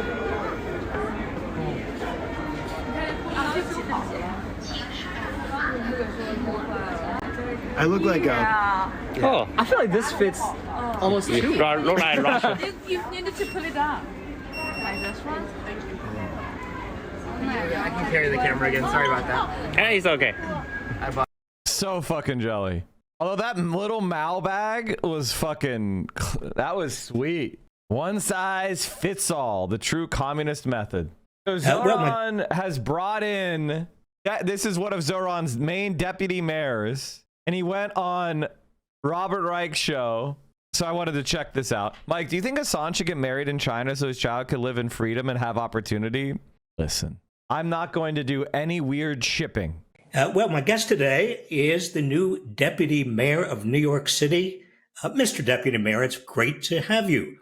Well, thank you. It's really an honor to be with you. Well, I wouldn't say it's an honor to be with you. I mean, congratulations to you. You're the one who has the responsibility now. And maybe you could tell us, first of all, what does a deputy mayor of New York City actually do? One of the wonderful things about New York City and about local government, actually, even in very small towns, but magnified by New York City, is it's the place where direct services happen to citizens, right? To residents, to business. It's that place that touches. And in New York City, it's particularly wonderful because, you know immediately if you're doing a good job or a bad job. Nobody is hesitant in New York City to tell you what's happening. And New York City is really unique around the country, right? It is providing the normal services you think of, sanitation, snow removal, but it's also the social service district. It has the biggest municipal healthcare in the country. So you excuse me for interrupting, but you're going to do all of this. Well, no. What is Mayor Mamdani going to do? The mayor's going to, and he's going to have a team that implements his very aggressive. So we're staff, and that role as staff is to implement the mayor's agenda, and I'm going to be joined by many people, dedicated people who are out there campaigning for him, people who voted for him, people who have different careers who are going to come in and want to come into this really very exciting moment in New York City. Well, it is a very exciting moment for New York City. And I remember that Mario Cuomo, and again, Mayor-elect Mamdani, quoted Mario Cuomo as saying that candidates are candidates in poetry, but govern in prose. So you, as deputy mayor, are sort of the prose person, right? I mean, you are right in the middle of prose. You used to work for Bill de Blasio at one point, as I recall, right? Correct. Well, what did you learn from that experience that that you think is applicable to your work for the new mayor-elect of New York? Different times are going to call for different things. We're not going to repeat history, but did we learn things from the de Blasio administration and the success of that administration that we can use? Sure. The one that is most apparent, Bill de Blasio called for a UPK for all 4-year-olds in a 2-year period and was told that was not possible. It was going to take 5 years by the department. The governor at the time, Andrew Cuomo, was vehemently opposed to it, said you should start with a pilot. It's not feasible. Wouldn't fund it. Well, he ended up putting state money behind it, and we did it in 2 years. And what you learn from that is if you get everybody moving together, whether it's everyone in the city bureaucracy, and there are people who want to do these things in the city, you can actually accomplish things. And that's what we need to do. This is an agenda addressing affordability crisis in New York City. It's not a question of should it happen. It's how we're going to make it happen. You know, people have said that New York. Excuse me for people have said that New York City is almost ungovernable. But you have a lot of experience, not only Bill de Blasio. I think the main problem with New York in general is that there's not been actually an ambitious mayor in the city for going on 100 years who actually is capable of delivering anything.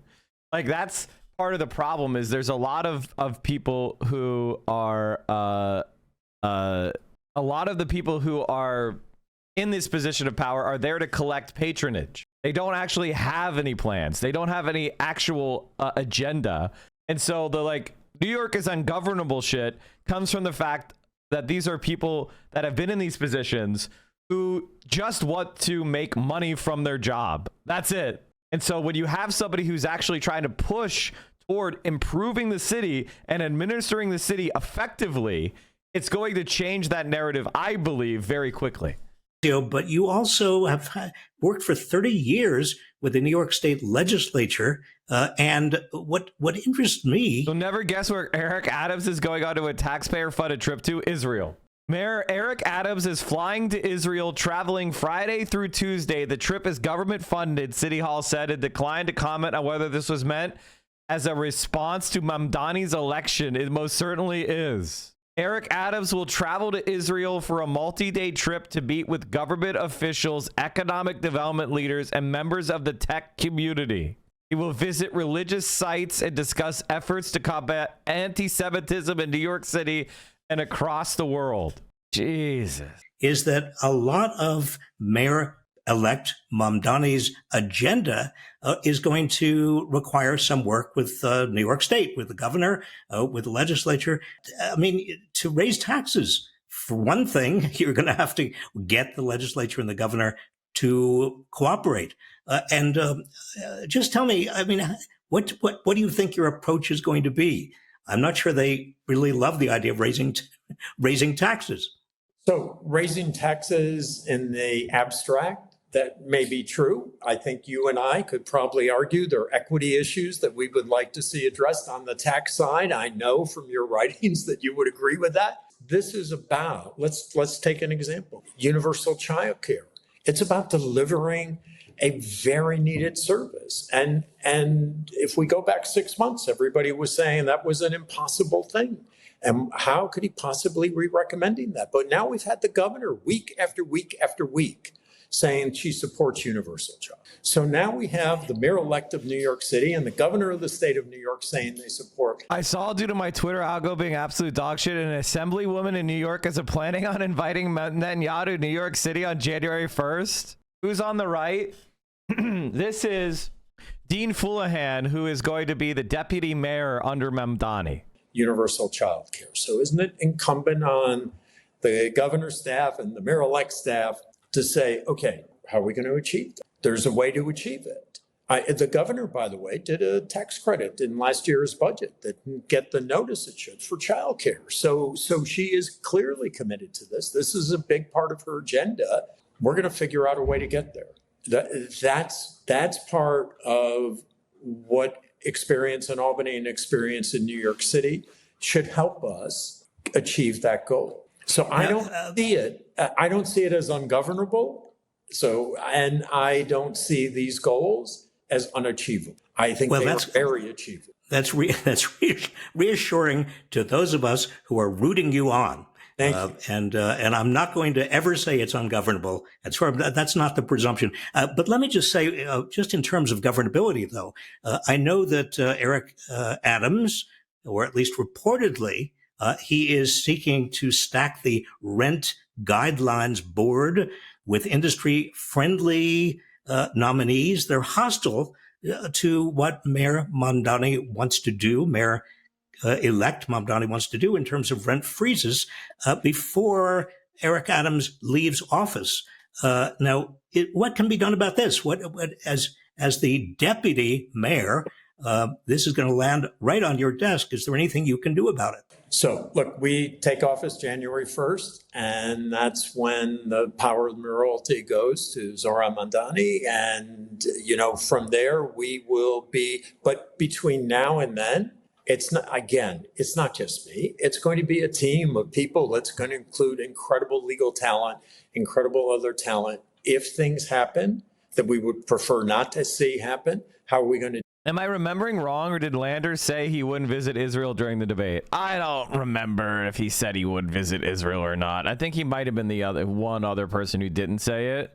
Did you see Eric Adams' retirement plans in Israel? Wait, he's getting bribes? Doing what New York City mayors have tradition and be an advocate for Israel? Well, I visited Israel twice.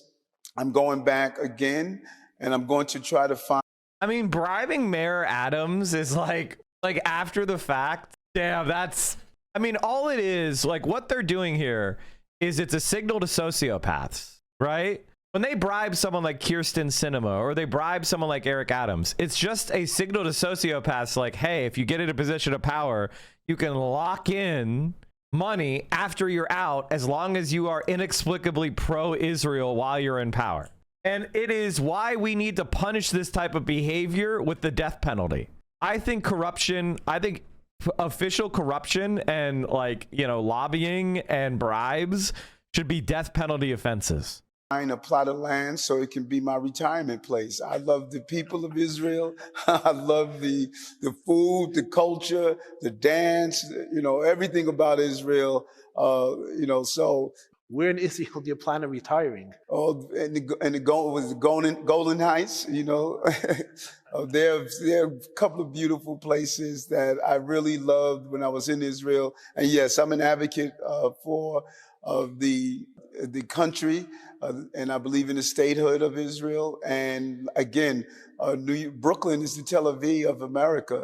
Do you plan on doing what New York City mayors have tradition and be an advocate for Israel? Well, I visited Israel twice.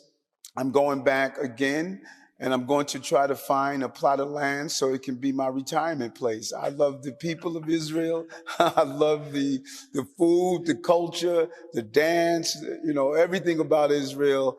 So where in Israel do you plan on retiring? Oh, and the Golden Heights, there are a couple of beautiful places that I really loved when I was in Israel. And yes, I'm an advocate for the country, and I believe in the statehood of Israel. And again, Brooklyn is the Tel Aviv of America. Do you plan on the Tel Aviv of America? Why does he think he's cooking with that? Why the fuck does he think he's cooking with that? And there's no doubt in my mind. He wants to retire on the Golan Heights. He's just getting bribed, chat. No one wants to live in Israel. Israel is a shithole. He's just getting bribes, guys. That this incoming administration will address that. I don't have numbers for you yet, but do I know that that commitments have been made and we're going to make sure those commitments succeed? We are. So you're getting ready. You Yes. also have an army in effect. Now, I want to be very clear that we're talking about a volunteer army of people that went door to door, who worked very hard in your campaign, in the mayor-elect's campaign. Something in the order of 100,000 New Yorkers actually did that. And that volunteer army, are you and the mayor-elect going to put them to work to implement this agenda? Wow, I'm so happy you raised the question, because the question is in your answer. You know the answer. The answer is, of course. That was moving people who had never been, many times had never been active in government or in elections, and now we need that activity to continue. And I can't think of a better message than the mayor-elect to make sure that they continue and that keep them informed of what's happening and how we're moving forward. So that's incumbent on us. And they're all busy, they're all doing many things, but this is such an important thing, for such an important issues to address for the future of this city, that it has to be. Well, Dean, may I call you Dean? I'm sorry. Please. I should have introduced you as Dean Fullahan, a major player in New York State and a very practical, hands-on person in terms of the practicalities of governance. But Dean, let me just ask you this: if you can give us an example, you've got this again, quote unquote, army of volunteers. I know politicians like Barack Obama who have promised to use their volunteer armies to get their agenda implemented and didn't quite manage to do it because, again, this difference between the poetry of campaigning and the prose of actually managing and administering government. Can you give us an example of just how you might envision using that volunteer army to get something done? Look, the excitement of this election, based on everywhere you go, you walk down the streets with the mayor-elect, they'll recite exactly what those measures of affordability that we committed to are going to happen. It's incumbent on us. It's not incumbent on them. It's incumbent on us to make sure that their voices are being heard in New York City, in Albany, in Washington. It may be a new reality. It may be different. But we certainly have somebody who is going to make it happen. I mean, we've seen it happen. And he has people around him who have changed the dynamics of campaigning. And that's going to continue into governance. That very thing you've seen in the campaign has to continue into governance. Well, we're wishing you a great deal of luck. One final question. A lot of people are going to be surprised and sort of, well, it's noticeable. You have a 34-year-old, a mayor-elect, whose really only contact with politics has been in the New York State Assembly, and only very relatively briefly in political time. And he brings in as his deputy, the deputy mayor-elect, and congratulations to you, somebody who is really well, I can say this because I'm older than you are, somebody who is older and seasoned and kind of, a much more traditional, let's put it this way, I'm going to use the word traditional, person in terms of the administration of government. I think the thing that I would say is that it means Mamdani is not here to fuck around. He's not here to be, his chief of staff is a 30-year-old socialist. So he wants to crack heads and he wants to be left wing. But he's picking somebody who knows what the levers of power and where they are, where the hitch points, where the veto points are, so that he could function and do what he wants to do. And if he didn't think this guy was going to shut up and color, then he wouldn't have picked him. And I think it's very foolish to just do this generational politics. It's really a divide between those that want reform and those that want to defend the status quo. That's the real divide. You can find a 40-year-old neoliberal, his name is Pete Buttigieg, and you can find an 80-year-old socialist, his name is Bernie Sanders, or whoever the fuck else. Age isn't what matters. It's the policies. It is the intention. It is the orientation toward the Democratic Party. What do you say to people who say to you, but wait a minute, aren't you kind of standard politics? Aren't you kind of a throwback to the old politics? And didn't we elect somebody who's new and young and inspiring? And, not to take too much away from you, but you look and act a little bit like the old guys. What do you say back?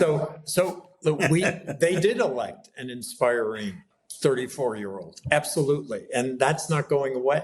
What he's doing is put a team that has that energy, that vision, that commitment. And he's saying, okay, I'm also incorporating experience in here, as long as you believe in what those things are that I believe. And I'm I'm committed to his agenda, and I'm going to help him implement that agenda. So he's recognizing, I think it's a positive. He's recognizing there are many places that he's going to need to tap to succeed. And that's what he's doing. But as the messenger, he's still going to be the same person. He is the elected official. I am staff, right? He is the person who went out there and did the hard work of getting elected, who took on establishments when they thought there was no chance. Mike, I want to know your thoughts on the reporting that Zoran doesn't want Che Osei to primary Jeffries. My general feeling is I'm supporting Che Osei's primary. That being said, if I were Che Osei, I'd pick someone else to run against. You know, and the reason why I say that is the minority leader commands so much more resources that it's so hard to win. But that being said, though, fuck Hakeem Jeffries. This is exactly the type of plays that we need to be made. You know, I probably wouldn't even do it if I were him, just because it's such a fucking pain in the ass. Like the amount of people that are going to ride for Hakeem Jeffries, he's going to have Barack Obama campaigning for him, man. Like if it actually looks like he might lose, and I don't think that Hakeem Jeffries is going to take it lightly. That's the thing. I find it it's like such a long shot, and Che is so fucking talented. I just feel like it's tough. I'm behind him 100%, but I wonder if it is like kind of a squandering of his abilities, you know? And that's not changing. I think he could pull it off. And if he pulls it off, he's fucking legendary. And I do kind of want him to do it. Like I'm torn. Because if he pulls it off, like we need to declare war on this civil war in the Democratic. You know what? Fuck it. I changed my mind. He's right to do it. He ought to do it. It is the right thing to do. We need to declare war on the centrist Democratic Party. It is the most aggressive way to do it. We need this to happen. And I know Mamdani is focused on being successful in his own right as mayor. And that's an important goal too. But going after Hakeem Jeffries, going directly at the heart of the centrist Democrats is what we need in this moment. Well, you know, I brought up Barack Obama, because I'm thinking about Barack Obama, who campaigned in the most amazing poetry. And then when he actually got into power, he did, I think, a very, very good job. But he brought in to his administration a lot of Wall Street types, a lot of people who really had been in the Clinton administration. They knew a lot. They were experienced, but they didn't arguably allow him to be quite as bold as maybe Barack Obama wanted to be. And I want you to know that I'm in favor of experience. And I know experience, and I've been in government, and I know how important experience is.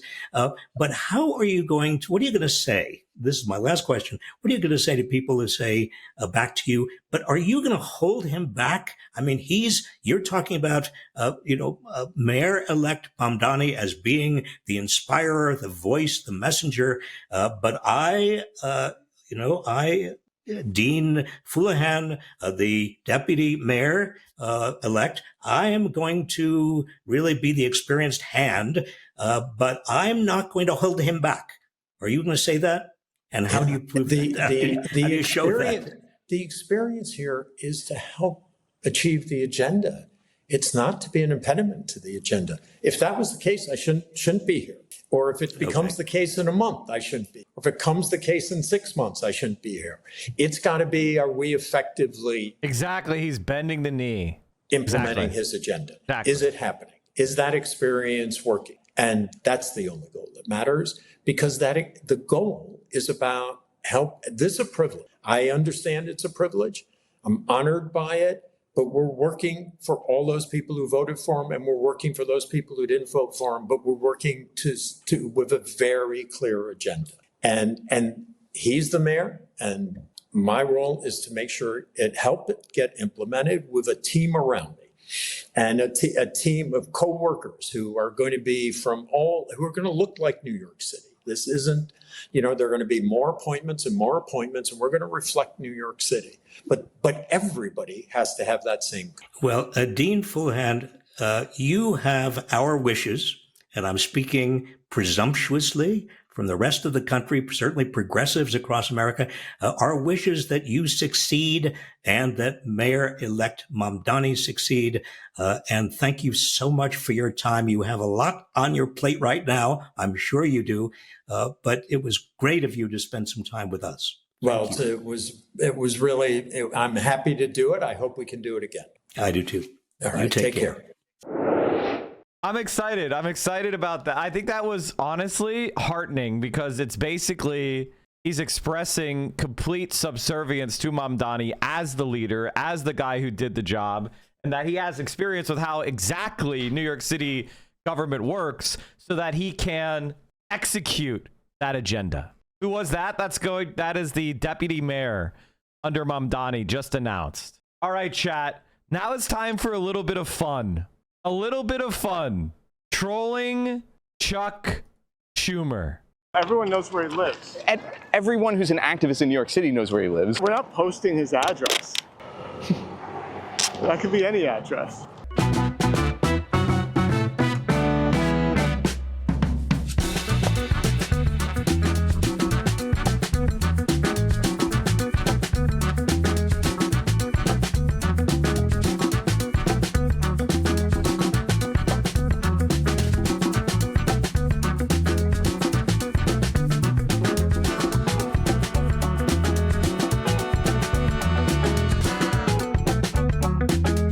So Chuck Schumer, yeah, he caved. What are you going to do? It's how the process works. They don't have a majority. But we're adults. We're adults. You know, we're not going to be childish about this. Yeah, we're not going to show up to his house and put these signs up all over his neighborhood. I don't even know where his neighborhood is. Yeah. And we're not going to tell you because that would be irresponsible. Yeah. I mean, look at it. This could be anywhere. Look, this is like a very random background. We're not even going to tell you what state it's in. Yeah. Yeah, good luck finding out what state this is in. All right, Yuval. Yeah, good luck, Yuval. Yeah. Yeah, Yuval's never going to find this. I don't think it's being petty. If anything, it's not petty enough. Yeah, like we're trying to help because obviously this is someone who has lost his backbone. Yeah. And we're going to help find it. Yeah, we're going to help find it. He will teach you how to, there's not a thing you can pull off. Yeah, that's true. It's propaganda for children. That's why it's down here. Indoctrinate the children into hating Chuck Schumer. Yeah. Into hating establishment Democrats. I don't know that there's going to be anyone angry at us for this message. MAGA, Democrats, they're going to be like, yeah. I think MAGA would be like, you know what, it's about time you jumped on board. And we'll be like, listen. No. Like, we hate him for different reasons. Like, you have the wrong reasons. Yeah. You hate him because he's Jewish. No, they hate him because in my comments, people are like, you support that communist, Chuck Schumer. That famous communist, Chuck Schumer. He and Hillary Clinton always talking about the will of the working class. Am I petty? Absolutely. But is it a problem? No. My pettiness is my gift from God. It's my special talent. My pettiness makes the world a better place. But isn't it a problem for other people?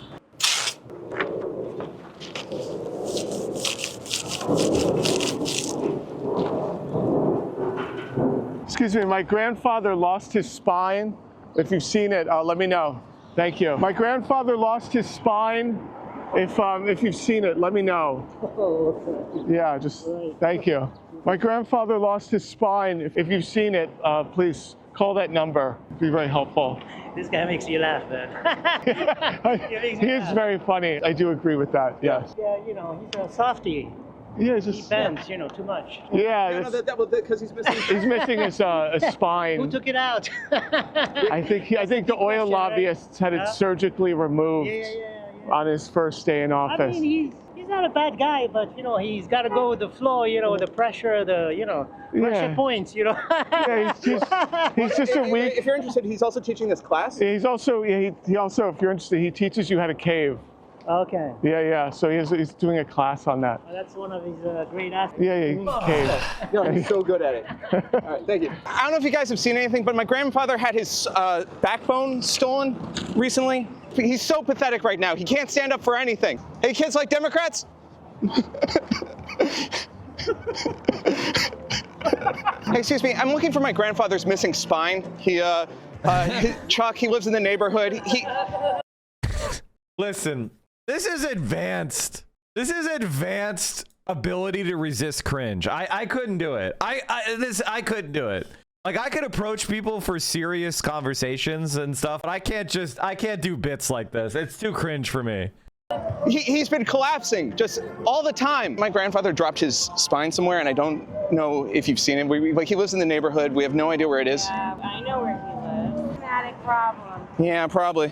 Better things to do. What's better than trying to find Chuck Schumer's spine? Better things to do. I'm an influencer. There's nothing better to do than being an influencer. Am I right?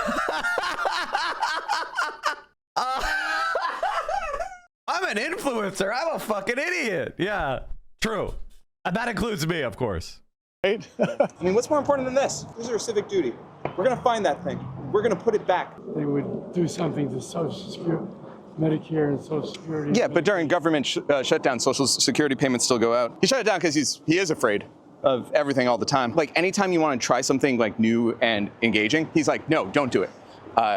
It's a cringe, but it's old school troll. It's not cringe in the sense of me looking down on them. It's cringe in the sense of like they're just authentically being themselves and like violating social norms a little bit. You know, it's what a protest is. It's they're not doing anything wrong. They're just going up on, and doing bits. Gonna scare people off. Missing his back though. You get it. Yeah, I get it. Oh, I'm dying over here. It's just a weak and pathetic little man without it. Yeah. If you could help find it, we appreciate it. Yeah, he lives in the neighborhood, so we appreciate you. You're American heroes. You guys are we need to be fighting Elon Musk, not Chuck. Really, this is craziness. We need to fight Elon Musk. Exactly right. You're right. Chuck isn't. We need a new majority leader who will. If he's going to be a little bitch about it and not and roll over, then yeah. He didn't roll over. Come on. He rolled over. He caved. Whether you agree with it or not. Yeah. Wait, that's an interesting dash of yellow on her lapel.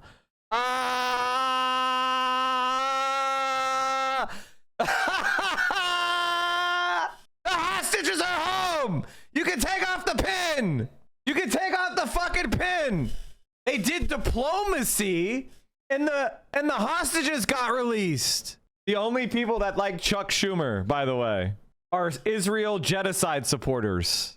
It's all in the hands of the House now. The Senate has passed a bill to end the longest government shutdown in U.S. history. The House is expected to vote on it as soon as tomorrow, but the deal is deepening the divide among Democrats after 8 of their members broke ranks to pass the bill. Did they re-upload this? Republicans. Democrats didn't get the main thing that they've been holding out for, an extension of Obamacare credits that would keep health insurance costs from soaring. Was this a re-upload where they harassed excuse me, where they interviewed people on the streets and then they just re-uploaded it? I don't think so, man. Oh, they did. Those sneaky little fuckers. Those sneaky fuckers. They got me. What they did get was a promise from Senate Republicans to hold a vote on it after the shutdown deal passed late last night. Some Democrats did not hide their frustration. What just happened in the Senate chamber was an absolute disgrace. I can't stress it enough. I'm just so pissed off at just what's going to happen to so many people. So we'll get to the political ramifications and whatnot. But right now, just coming out from this vote, I'm sad for so many that we weren't able to help. Much of the furor among Democrats is being directed at their Senate leader, Chuck Schumer. He didn't vote for the deal, but some say he didn't hold the line either, and it's time for him to go. He's the leader of the Senate. This deal would never have happened if he had not blessed it. It's time for him to be replaced. He is not meeting the moment. He's out of touch with where the party's base is. Meantime, as the shutdown drags on, it's still causing travel chaos for millions of Americans. More than 1,000 flights already canceled today, with the FAA set to ramp up cuts to air traffic from 4% to 6% today at 40 major. Let's talk about the state of things and where this is headed on Capitol Hill. Joining us right now is Democratic Congressman Jake Auchincloss of Massachusetts. Congressman, thanks for being here. You have said that you are a no on this deal. Why is it not enough? Why is this not letting the perfect be the enemy of the good then? Thanks for having me on. It's not even good. There's no perfect and good here. It's caving. Mike, you stopped the video a minute short. They told me it was a re-upload. I don't want to watch a re-upload. Not a single win was delivered for the middle class. The middle class was very clear in 2024 when Donald Trump won his election, and very clear again this week in the New Jersey and Virginia and Georgia and New York elections, that affordability, if you are a politician, you either lower prices or you perish.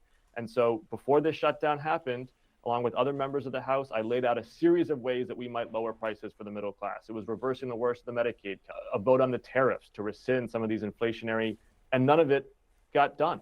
And as Democrats look forward to January, when we're going to be doing this whole rodeo all over again, we had better have a strategy that we can deliver on for the middle class, because voters want to see politicians get stuff done to lower prices. You call it caving. There's a lot of criticism coming towards the 8 democratically aligned senators who negotiated this deal and voted for this deal. I had one of them, Democratic Senator Jeanne Shaheen, on the show yesterday, and she responded to the criticism coming at them from within the party. Let me play this for you. All those people who opposed this agreement, staying in a shutdown mode was not getting us anywhere. And they need to train their fire on the people who are responsible. That's you. That's you. The longer the shutdown goes, the worse things get, and the people blame the man in power, Donald Trump. And when people say, why won't you agree to the Democrats' deal to end the shutdown? Because it's stuff that everyone likes, which is the ACA subsidies. President Donald Trump, it's Speaker Johnson, and it's the Republicans who have blocked every attempt to get health care. We need to be working together. That's what I intend to do. And Congressman Angus King is another senator who was voted for it, said standing up to Donald Trump didn't work. It actually gave him more power when it came to this.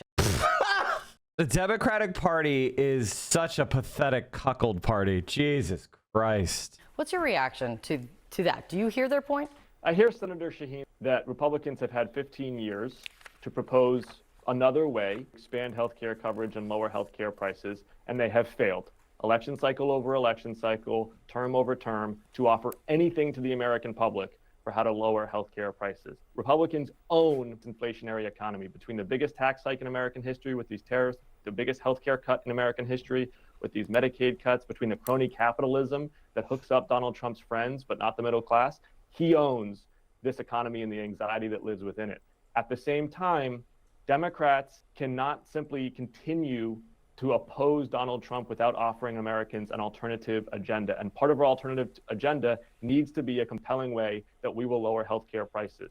And that includes negotiating on the ACA. I am perfectly open to negotiating on these enhanced subsidies, whether it's for higher earners, shaving off some of those subsidies, whether it is sunsetting it after 1 year with the agreement that we negotiate on different ways of getting people onto the exchanges through employer grants or Medicaid expansion. We have to have a Auchincloss, guys. This is Mr. Abundance. This is the guy that the centrist Democrats say he is the charismatic leader of the future of the Democratic Party. Jake Auchincloss. Strategy and a plan that we can deliver on, even in the minority. Talk about election cycles. Something that we see in this group of 8 democratically aligned senators is 2 of them are retiring, and the rest of them are not up for re-election next year. Do you think they would have cut this deal had they been set to be facing voters next year? Would you be voting differently if you weren't facing voters next year? I think a year out trying to play politics with these shutdown votes is losing the plot. The electorate has been crystal clear about what they care about, and that's higher price, affordability across the board. And the electorate knows the affordability crisis. It's Donald Trump and it's MAGA Republicans who are fixated on designing a golden ballroom at the same time as they're trying to deprive paychecks for air traffic controllers. I mean, these folks have just totally, but Democrats can't just sit back and point fingers. What voters want to hear is, what's your plan? What's your plan on housing? What's your plan on healthcare? What's your plan on energy? And that is what we need to be putting forward. That's what I have been putting forward and what we need to deliver on after this. I'm joined now by Rahm Emanuel. He's our senior political and global affairs commentator. Rahm, thanks so much for joining us. Then they go to Rahm Emanuel? There's not one more irrelevant in politics. Jesus fucking Christ. Served in the House of Representatives. You were a White House chief of staff during the Obama administration. How do you see the vote going tomorrow? I think the Republicans will pass it. They're not bringing it up if they didn't think they could pass it. On the other hand, the Democrats are going to be unified accordingly and appropriately against the legislation because of health care. And so I think that's how it will happen. But I think there's a bigger issue here that comes out of this, Wolf, and the simple point is, while a lot of people are thinking about who's up, who's down, the Republicans showed their true colors here. They're willing to go to the Supreme Court to deny kids, while they're also willing to cut and deny their parents health care. And that issue doesn't disappear. And in fact, the president's own pollster said the health care issue is going to be dangerous for the House Republicans. So I think actually, while there's the issue of ACA and the vote and opening up the government, when it's all said and done, the Republicans actually took a lot of bruises here that are going to continue to play through the election. As you know, Ram, 8 Democratic senators, there was actually 7 Democratic senators, 1 independent senator who caucuses with the Democrats. They broke ranks to join Republicans on the bill to end the federal government shutdown. That measure, as we all know, does not include a specific plan to extend subsidies for the Affordable Care Act. Those subsidies were the whole basis for not ending the shutdown earlier. Do you think those 8 senators made the wrong move? Look, I mean, I would not be voting for this. They made their decision that they're going to do. My recommendation to Democrats, stop doing it, what we do really well. Stop doing the firing squad. Stop doing the firing squad! You motherfuckers would not support Mamdani, the Democratic Party nominee, you scumbag! We're going to do a firing squad for sure at every one of these disgusting frauds. In the circle. Remember that the laser focus is on the Republican and the president. What Tuesday last week showed, this was a repudiation, Donald Trump and the Republicans. And that's where our focus has to be, because 1 year from now is the next. I'm legitimately concerned that the sheer amount of discontent from the people will erupt catastrophically as opposed to anywhere near constructively. These people will become violent against these ghouls on an individual basis, which of course we don't support. I was asking this Assad yesterday, what should we do now if we can't primary these assholes? I mean, obviously we're going to do everything we can within the law to take power. You know, this is a legal Marxist movement, right? We believe in doing everything we can within the laws and the terms of service of the websites we're on to seize power. Now, I can't predict whether individual acts of adventurism or propaganda of the deed take place. But if there is no seeming, give from the institutions in the direction of empowering working people, then I can't predict what's going to happen. Election, which will determine whether the House and Senate stay in Republican hands, who have been a rubber stamp for this president. Again, I think that when all the fog is lifted from this battle and deciding who's up and down and the Democrats attacking Democrats, the Republicans showed who they will go all the way to the Supreme Court to deny poor families and working class families while also cutting health care. Health care came from the rubble all the way to the top. Now, either Republicans are going to vote to give premium support and support the ACA and health care for middle class and working class families, or they're going to deny them the premium support. That means that you have an issue in the election. And again, I want to repeat, the president's own pollster said this is a knife at the Republicans' majority throat. And they have to make a decision, either vote to support it or lose your seat. And so not is all lost. A lot of things in Washington is 100% here, this is who won, this is who lost, or we're going to fight among ourselves. Keep an eye on the Republicans, keep an eye on Donald Trump. Remember now, health care is no longer at the bottom of the pile, it's at the top, which is what happened in 2018 when the Republicans lost the majority of the House in that year. And then what happened? The Democrats did fucking nothing with it, you loser fuck. I don't care if the Democrats go up. If they don't ever do anything with power, they'll lose it again. God damn it, dude. Jesus Christ, are we fucked? Hi, welcome to Why America? I'm Legia Miller. Today it's more like, what the fuck, America? Specifically, this was on March. Yeah, we saw that. Democrats. I woke up to the first sprinkling of snow of the season, and I couldn't even muster a giddy sense of youthful wonder because it's a Monday, and Democrats are once again, say it with me, fumbling the fucking ball. Yesterday, Sunday, 8 Democrats, or 7 Democrats and 1 independent that votes Democratic, defected and agreed to move forward with a vote to end the government shutdown with no extension of ACA subsidies in place. The single line item this entire government shutdown was being fought over. There are still procedural hurdles that need to happen, which we'll go over because no major news outlet seems to care about being explicit about the procedural rules of our Congress. Thank God I'm here. This place is a fucking mess. Let's get into it. Here are the names of the... Oh my God. James Carville said something based? This can't be there. What's the catch? I want to talk to Chief Justice Roberts, Justice Alito, Justice Barrett, Justice Kavanaugh, Justice Gorsuch. I might be forgetting one. I'm going to tell you what's going to happen. A Democrat is going to be elected in 2028. You know that. I know that. It's going to be a Democratic House. It's going to be a Democratic Senate. The Democratic president is going to announce special transition advisory committee on the reform of the Supreme Court, that we could have our third branch of government has lost the faith and trust of the American people, and as president, I'm going to do everything I want. He's going to appoint a blue ribbon, maybe Judge Ludick and the dean of just the usual fucking suspects, all right? And they're going to recommend that the number of Supreme Court justices go from 9 to 13. That's going to happen, people. That's going to happen to you. They're going to win. They're going to do some blue ribbon panel of distinguished jurists, and they are going to recommend 13, and a Democratic Senate and House are going to pass it, and the Democratic president is going to sign it, because they have to do an intervention so we can have a Supreme Court that the American people trust again. So just keep that in the back of your mind. And I would bet a lot of money that that's what's going to happen. Now, obviously, this is never going to happen with the current Democrats we have in office. The fact that liberals like James Carville are even floating it is a sign. Now, this is something, the ideas that I've been expounding for over a decade are actually gaining momentum because they're coming out of the mouths of corrupt Clinton dipshits. And when we see regular ass libs screaming, pack the court and admit DC and Puerto Rico as states, we're talking about an orientation toward power as opposed to an orientation toward rule following or procedure.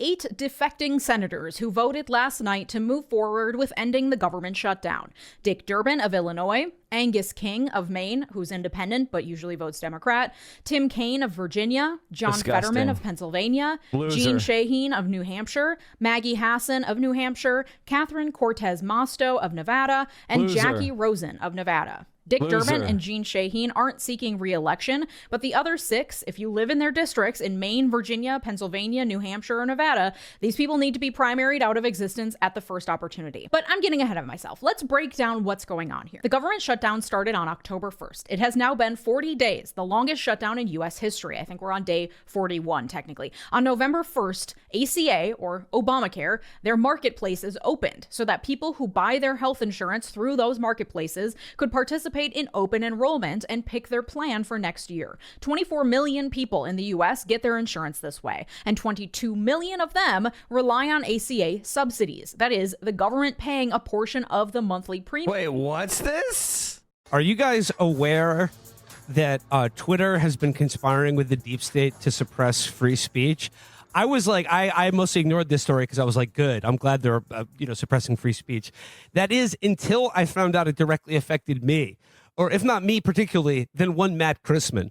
Thanks to the Twitter files, we now know that Matt Christman ran afoul of Twitter HQ, courtesy of independent Maine Senator Angus King, who tried to silence your speech for what is, I gotta admit, probably one of the most anodyne jokes about a politician anyone has ever told.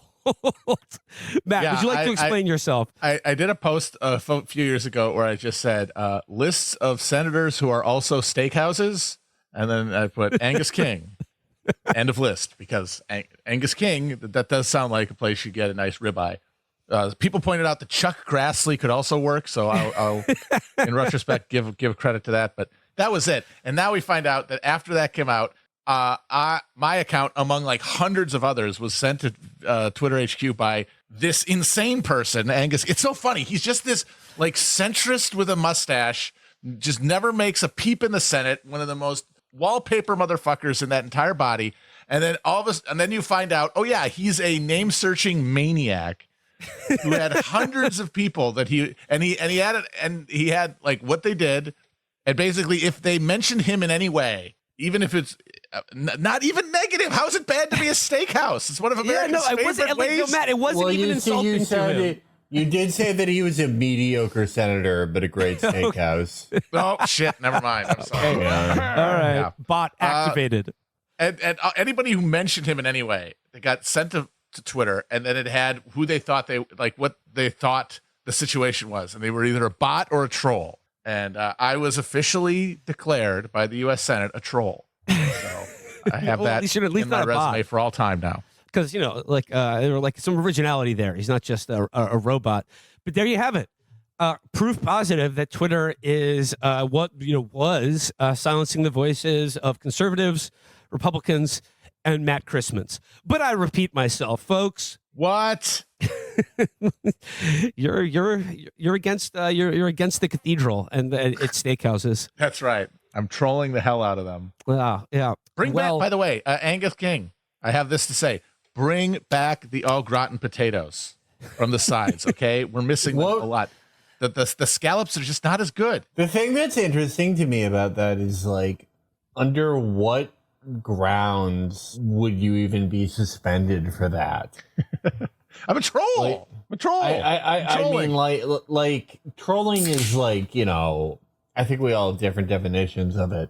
My definition of trolling is like, you know, showing a picture of somebody's grandparents' house. Innocent things like that. The idea that Angus King is name searching himself on Twitter and getting mad is so fucking awesome. And now I know, oh my God, these politicians are so mad at me. Oh no, I'm in trouble. I'm in danger. Simply just like, this isn't even really like mocking a guy's name. It's like his name's Angus, you know? There's a lot of like less mature directions you could have gone in with that. You could have called him Anus King. You could have called him the pedophile senator. You could have called him I don't know, the guy who beats his kids. You could say, damn, I feel like Black Angus King. Yeah, you could have called him Senator Rapist. There's a lot of things you could have called him. But instead, you were just like, hey, it's the... Wait, chat, did Matt Walsh recently debate someone and, like, get owned? The steakhouse. Yeah, it was Ryan Grimm. Okay, yeah. Yeah. Does anyone have that video? Oh, that's an old video. That's an old one. That's we saw that a year ago. What, did that recently pop up again for some reason? Senator.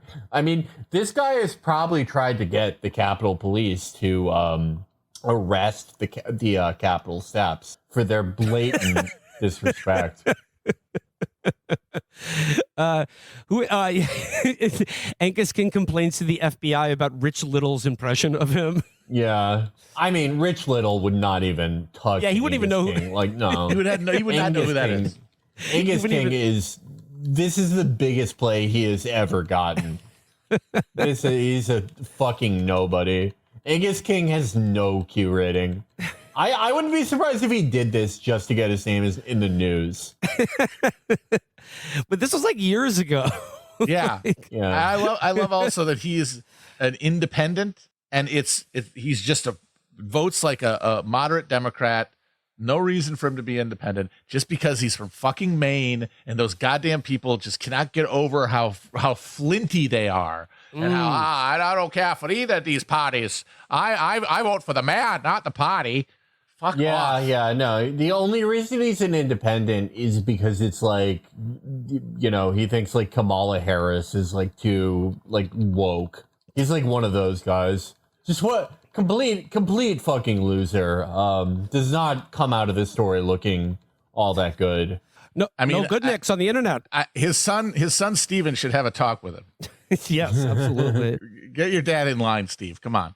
Matt Walsh is beefing with Sneeko, who's part Haitian, so the Ryan Grimm dunk about Haiti has started to get more circulation.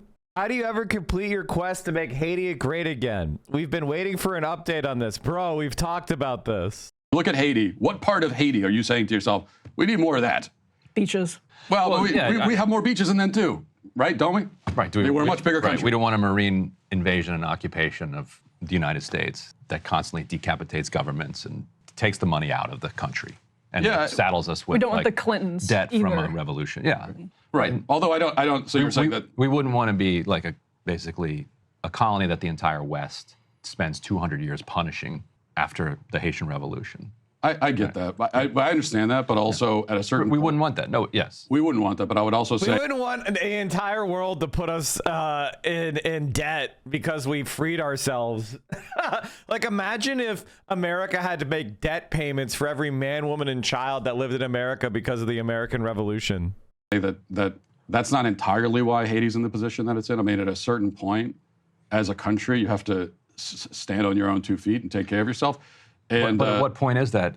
they elect Aristide, and we overthrow Aristide. Then they elect Jovenel Moïse. Jovenel Moïse has assassinated a bunch of people with American connections, and then we install in 2021, like the United States installed the prime minister that we just ousted. Like, so we could say, okay, yeah, you got to get over the 200 years ago, but like we're still doing it. Yeah, I mean, and I'm not in favor of. I'm very non-interventionist in my policies, so I'm not in favor of most of the things that we're doing in other countries. We just made the new government in Haiti in a hotel room in Jamaica, and then we insisted that whatever government we made in Jamaica had to allow Kenyan troops to come in under the flag of the UN in order to go to war with.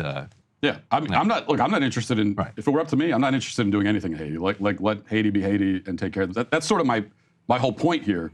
Let them take care of themselves and their own problems. I'm also not saying that there's like never a scenario where we would let someone from Haiti into the country. Brain dead. Typical conservative. They don't know anything. They're dumb as fuck. They're lazy. They hand wave everything, and that's it. Complete fucking losers. In order to afford their plans. But those subsidies are set to expire for next year's plans. So millions of Americans discovered that their insurance costs were about to skyrocket, costing potentially tens of thousands of dollars per year for some families. Costs that are so astronomically unaffordable that the smartest, most economically viable option for many families and individuals would be to forego health insurance altogether. If that is you, TikTok is ablaze with videos, mostly from moms, because of course they are the ones to be saddled with this labor, explaining how people plan to work around the system to get whatever coverage they can. For some, this means going for the cheapest option and then storing away as much extra money as possible in a health savings account to use should they need it. For others, that means going directly to their doctor's office and signing up for a medical membership, where they pay a monthly fee directly to their clinic and get routine exams and labs for a heavily reduced cost. Some people have also discovered that paying out of pocket for certain procedures is more affordable than going through insurance. I'm no expert on this. You'll need to do your own research, which is fucking bullshit. The richest country on the planet should be able to provide basic life-saving healthcare to its people for free, and it's not fair that you need to do this work in order to maybe not go bankrupt if you have a health emergency. But the information is out there if you look for it. Anyway, all that to say, the health insurance costs are too damn high. The people saw that on November 1st, and Senate Democrats were blocking the passage of the continuing resolution to reopen the government, fund the government, unless it included an extension of the ACA subsidies that bring down those unconscionably high insurance costs. And many of the American people were uncomfortable and disliked the government shutdown, but were nevertheless in favor of Democrats holding out because they were finally using what little power they have to actually stand up against an out-of-control tyrannical regime. And because for many people, the cost of healthcare without those ACA subsidies would be far, far worse. And for 40 days, the American people lived through an increasingly uncomfortable shutdown. And last week, Democrats saw sweeping election victories in the middle of the longest government shutdown in history, indicating that perhaps the American people were mostly upset with Republicans, indicating that perhaps the Democrats should keep going, given the fact that they now had the leverage of the PR and upswing in confidence that comes from sweeping election victories. Polls were showing that most people blamed Trump and the Republicans for the shutdown.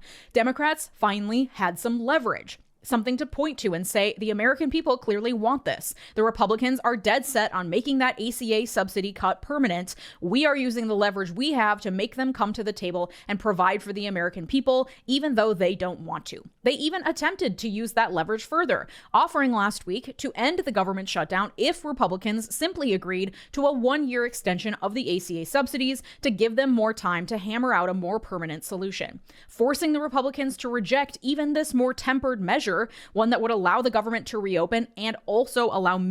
Listen, Leisha Miller is definitely to my right, and I think the Daddy Jack Smith merch and the notorious RGB like mentality is exactly why we're in this mess. However, I've seen her radicalizing over the years. That said, I think being silent on Gaza, which I believe she has been, correct me if I'm wrong, please, kind of embarrassing. That being said, I think she's on the right path. You know, I think she's on the right path. She's less annoying than the other centrist commentators we watch. Millions of Americans to afford their health insurance. She's not been silent. Has she been pro? She calls it a genocide. Okay, I think she called it a genocide at some point. That's good, at least. political move. I mean, it would then require Democrats to be good at the marketing aspect of things to make sure the American people actually saw what was really happening. But even with those shortcomings, it truly was a marketing and PR slam dunk. A simple equation. Wait a minute, chat. Before we go on, this just popped up on my feed. Elise Stefanik is going to try to tie Kathy Hochul to the new mayor-elect right now, but the new mayor of New York City, who is left of center. Is that a winning strategy or not? Left of center, Marsha? Mayor-elect Mamdani is left of Castro. Look, the truth is that it won't bode well for Governor Hochul to have been connected with Assemblyman Mamdani statewide. It's just not, which is why she has to come out and say, I will not raise taxes. I disagree with the mayor-elect on A, B, C, and D. But that won't stop Congresswoman Stefanik from using that endorsement in every single ad statewide. The pressure that the members in the Assembly and the Senate are going to feel between now and the next election by the DSA members, if they do not push Hochul to do what at that point being a Mayor Mamdani wants, will be astronomical. The DSA here is going to be the wild card of what's going to drive the plurality that Hochul needs in New York City and how far left they're going to push the governor, which Lee Zeldin didn't have that advantage last time. This is a major thing that Elise has that Lee didn't have. Yeah, but here's the question. If Hochul does go far left and listens to DSA, does that help her or hurt her? It could actually hurt her with the fact that Elise Stefanik is going to try to get the people to see a more conservative. It will hurt Hochul electorally across the state because it'll benefit Elise, period, end of story. Yeah. What'll happen is Hochul will need it, though, to be able to maintain any kind of control of what goes. Hochul's not even going to win the primary, guys. Like, she's fucking toast. On in the Senate and the Assembly when she does the budget and when she passes things, when she negotiates things. There's going to be a major issue when we get here to April and see what happens and what leverage they use against Hochul when they threaten every single member they want to go after for the DSA side. We saw it with Hakeem Jeffries out there right now. Who's going to primary Hakeem Jeffries? Nobody now all of a sudden. Oh, well, what is Dan Goldman going to face out there now in his primary when you've got Brad Lander talking about doing it backed by DSA? All I can say is I love all of these centrist scum and Republicans being exposed as being on the same team. And our future is really increasing those contrasts. Our future, if we want to be successful in this country, is we have to basically arrive at a point where people are rejecting the status quo. If people are not rejecting the status quo, we are going to continue to sink further and further and further behind. I don't consider being a Democrat to be any kind of positive association. I've seen so many Democrats, and I just saw a bunch of them cave, causing health insurance to become even more unaffordable for millions upon millions of people. Over the balance of power, which for the first time since last November finally felt like it was ever so slightly tipping towards Democrats. And then they fucking blinked. Or these 8 assholes blinked at least. And last night they sided with Republicans. Now I think it's worth taking a step back to talk about the basics of congressional procedure here, which is really boring but really necessary to follow what's going on, and not enough people talk about it. To understand what's going on, we have to understand how Congress handles the budget, which, unlike what Trump and his goons like to harp on about, is squarely within the authority of Congress and not the president to handle. But the president does, of course, play a role. Every year, the president presents a federal budget proposal, which outlines his spending priorities for the given fiscal year, specifically for discretionary programs. Discretionary programs are things like defense, education, transportation. They require Congress to appropriate funds to keep them running every year. Mandatory spending is not part of that yearly budget process and impacts spending that has been set by a separate law. That includes things like Social Security, Medicare, things that are funded through separate processes. Those are not included in the fiscal year budget talks. Every year, Congress is supposed to pass a federal budget law, also called an appropriations bill, to allocate funding for the fiscal year by October 1st when the next fiscal year begins. So fiscal year 2026 runs from October 1st, 2025 to September 30th, 2026.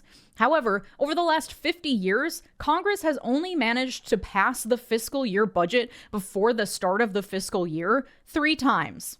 thrice in half a century. Instead, in order to keep the government funded and avoid a shutdown, Congress passes continuing resolutions, which basically kick the can down the road for a certain number of days, maybe a month, maybe 3 months, to give them more time to pass the larger appropriations bill. It just extends the current funding for X amount of days. They will eventually pass the full year budget, but it'll be like halfway through the fiscal year, and they're just passing the appropriations bill for that year.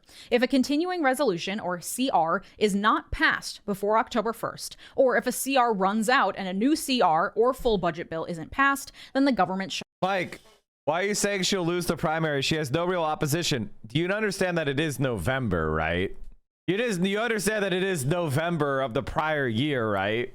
People are just starting to launch campaigns. Like, you understand that, right? Shuts down. Again, it's not a full shutdown because some spending is mandatory, but all the unfunded, discretionarily funded programs get shut down. Though, of course, some, like TSA and air traffic control, are deemed essential, so they must keep running despite no funding. That's why we have so many they don't get paid. TSA and air traffic controllers operating right now. In order for an appropriations bill or a CR to pass, it needs to first pass by a simple majority in the House, though some procedures meant to speed up the process require a supermajority, and then it's sent to the Senate, where 60 yes votes out of 100 are required for passage. This comes from the Senate's filibuster rule, wherein a person opposed to a bill can stand up and talk nonstop during a debate, which delays the vote. The only way to get that person to shut up and sit down is with a 60-person vote, also known as cloture. The filibuster process is shortened, so people don't actually have to stand up and speak for hours if the Senate already knows that there aren't the 60 people necessary to vote to end the filibuster.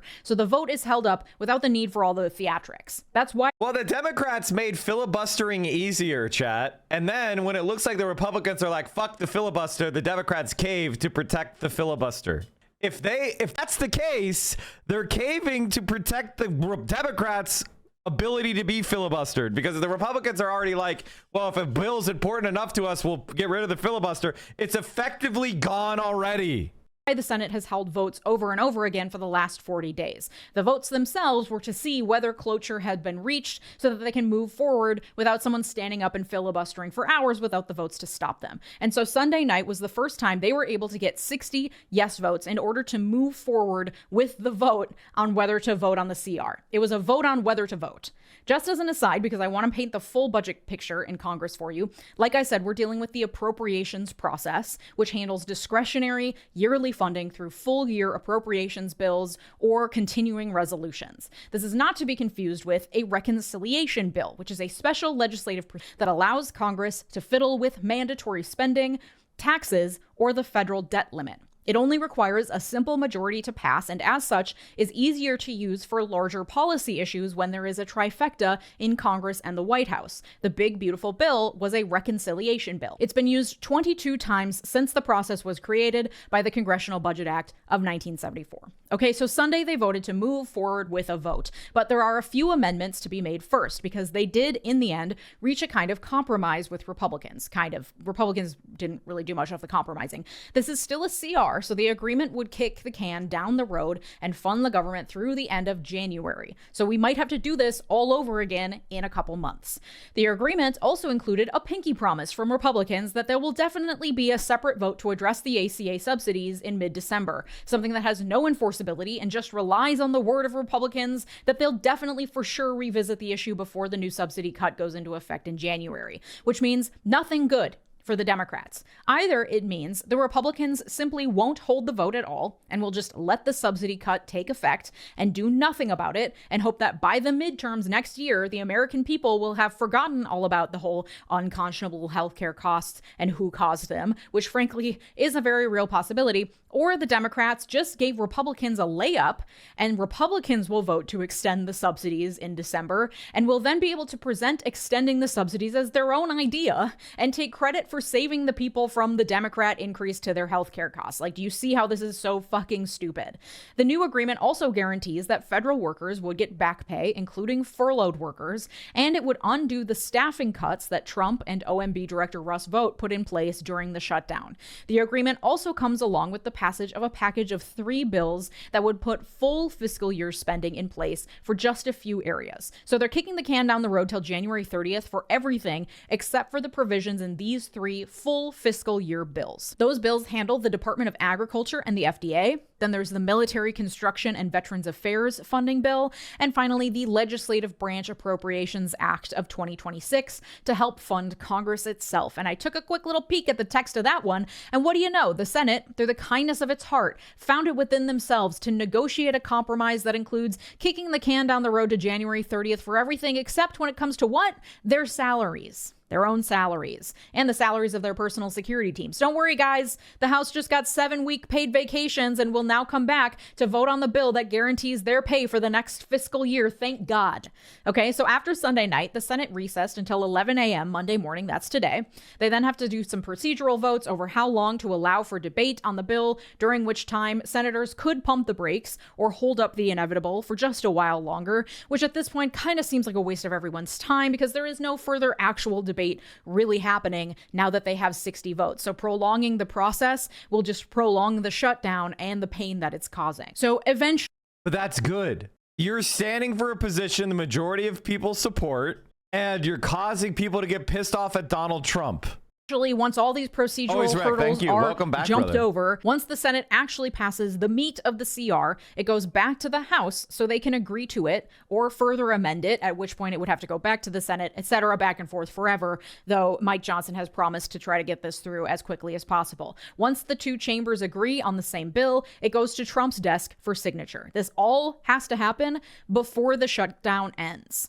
Then comes the administrative headache of getting the whole government up and running again, including issuing massive amounts of back pay, getting workers back to work, and, just managing the levels of chaotic disruption that are caused when an office just fully shutters for 7 weeks. This also means that Mike Johnson has to give notice to the House to return to Washington from their 7-week paid vacation to go back into session, at which point he will have to finally swear.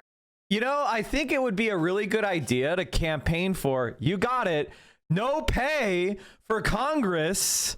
No, they're not allowed to leave Washington, D.C. They should be cloistered and not allowed to do anything but work on the budget. And Adelita Grijalva, who will be the final vote necessary to force a vote on whether to make the Epstein files public. It's all not still guaranteed. Oh, yeah. They're going to have to release the Epstein files. That they would be made public, but at the very least it would force everyone to go on the record and say plainly that they'd rather keep the files from the public, which would then enrage a huge portion of the Republican base, because we all know at this point that it is a ploy to protect the reputations of powerful people, including likely the President of the United States, who were known friends and associates of a deplorable pedophile. Mike Johnson was able to drag his feet on this since Adelita Grijalva was elected in September, an unprecedented amount of time for an elected official to have to wait to get sworn in. But the jig is up, at least on this tactic. Lord knows Mike Johnson will seek out any other way imaginable to drag his feet and avoid facing the Epstein files music.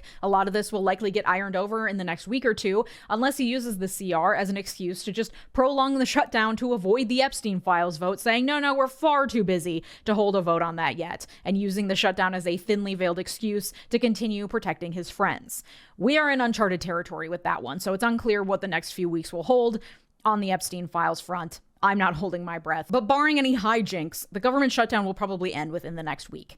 Okay, so the key takeaway here is that, once again, no one is coming to save us. The government will reopen, so hopefully at least our experience at the airport won't be quite so heinous. Just a reminder, as an aside, that people who fly in private jets get to use our same airspace and exploit the FAA and the air traffic controllers' time, but it was we the people and the major commercial airlines that felt the brunt of the shutdown fallout at the airports. If they had just grounded all private jets to make more space available for commercial airlines, this shutdown wouldn't have lasted a week. I can't stop thinking about that. Anyway, the government will reopen. Trump and his goons will continue dismantling it further, ignoring the rule of law, disappearing people off the streets, increasing funding for the Gestapo, and completely undermining our elections. And Democrats have proven, once again, incapable of forming a united opposition to stand up to any of this. No one is coming to save us. We have to save us. And this is not an every man for himself salvo. I mean quite the opposite. Now is the time to form or join that neighborhood coalition, if you haven't already, to open that free store, to donate your time or money to that mutual aid group down the street, to form that book club, to do the community building work that's unglamorous and doesn't create immediate change, but that creates the support networks we will need to endure the next 3+ years and beyond in a country and with a government that has proven time and again that it quite literally does not care whether we live or die. We have to. Actually, they want us to die so they can make money. All right, chat. I know this is completely off topic, but I'm honestly curious. Are there lenses in those glasses? Am I crazy? Because it doesn't look like there's any lenses in those glasses. I've been distracted the entire time. I don't see any lenses. Am I wrong? There's no reflection and there's literally zero distortion. I don't see any lenses, guys. To put our oxygen masks on first before we can even begin to think about rebuilding this incredibly broken system. There are immediate, dire needs not being met in our communities. Just literally look outside, go for a walk, look for the needs not being met, and figure out. You can't see lenses, man. Yes, you can. You can eliminate reflections with good lighting and a circular polarizing lens. I mean, maybe she's just a queen at eliminating lens glare. Like, I'm impressed. How to give your time or money to help meet those needs in your own community and form those networks so that if and when you have needs, you know where to turn. I'm talking food banks and shelters for the unhoused and support networks for tracking ICE and protecting your neighbors from the Gestapo, but also the only bastions of socialism in this country left, public schools and public libraries. Make sure they are funded. Make sure they are being run by people who care about open and free expression and free flow of information. Put whatever money you can towards your values. Buy local produce, buy local artisans, buy your local newspaper, donate to mutual aid networks, and spend whatever free time you have supporting your community. Even if it's as simple as finding your local library's Canopy app and deleting 1 or 2 streaming services in favor of watching what the library is carrying. Yes, your local library probably partners with Canopy. That's Kanopy. It's a public library video streaming service with millions of shows and movies you can watch from the comfort of your own home. They also have huge collections of physical media at the library, CDs, DVDs, even vinyl. The Central Minneapolis Library has a vinyl revival listening room that seems to almost never be utilized. You can book a private listening session for up to 2 hours a day. Now, I know we're all fucking exhausted, myself included. Most days, to be honest with you, I do not have the energy to do anything other than be a slug sausage on my couch. It's embarrassing to admit it, but hey, at least I'm reading ebooks from my local library and giving money to local organizations that need it and meeting once a week at a local coffee shop with my closest friends. It's not revolutionary, and frankly, I'm not thriving at the moment. Most people. Okay, first of all, I think all of us need to take a moment and raise the bar on ourselves. I think all of us need to say, you know what? I'm not going to do self-care again. I'm not going to sit around and rot again. I think all of us should start doing more shit in real life. Now, I know that there's a lot of organizers and a lot of, if you're already burning candles at both ends, you know who you are. I respect you. I'm not talking to you. If you are taking it easy a lot and you're not involved, how about we all make a new pledge to stop being such fucking lazy pieces of shit? Because I gotta tell you, chat, maybe I'm a boomer, but as soon as people go off on this self-care rants, it turns my fucking stomach. I don't know why. It bothers me. I just don't like hearing it. It's so so much self-regard, so much. It just strikes me as privileged upper middle class bullshit. If you're not doing well at the moment and you're feeling depressed, you know what always gives me dopamine? Getting out and doing something. Easier said than done. But take this as the external little push to go to a DSA meeting, go to a organizing meeting, go to a local organization, get involved. If you can't get out of the house, sign up for a phone bank or canvassing operation, or at least put your name into a couple socialist campaigns. If you're in Jersey City, they have a runoff for 2 DSA candidates. Get out there, help them out. Aren't. That's kind of the point. But there are small things we can do every day to remove ourselves from this late stage capitalist hellhole and do the things necessary to connect with and support our communities. That's what we must do at this point to survive this. And if you'd like to support my work, consider joining here on YouTube by clicking the big join button below or supporting me over on Patreon, patreon.com/Legia. Legia she's cool. I still think of her as much more right wing than me, but she seems cool. I'm gonna like. Mike, touching grass and organizing aren't mutually exclusive. That's exactly what I'm saying. I'm saying get out there, get off your fucking ass. I'm a boomer, and I was raised in a household where if it's like I feel depressed, it would be like get out, go outside immediately, go outside, go meet people in person, have conversations. All right, chat. Let's see what our friends over at the Majority Report are saying.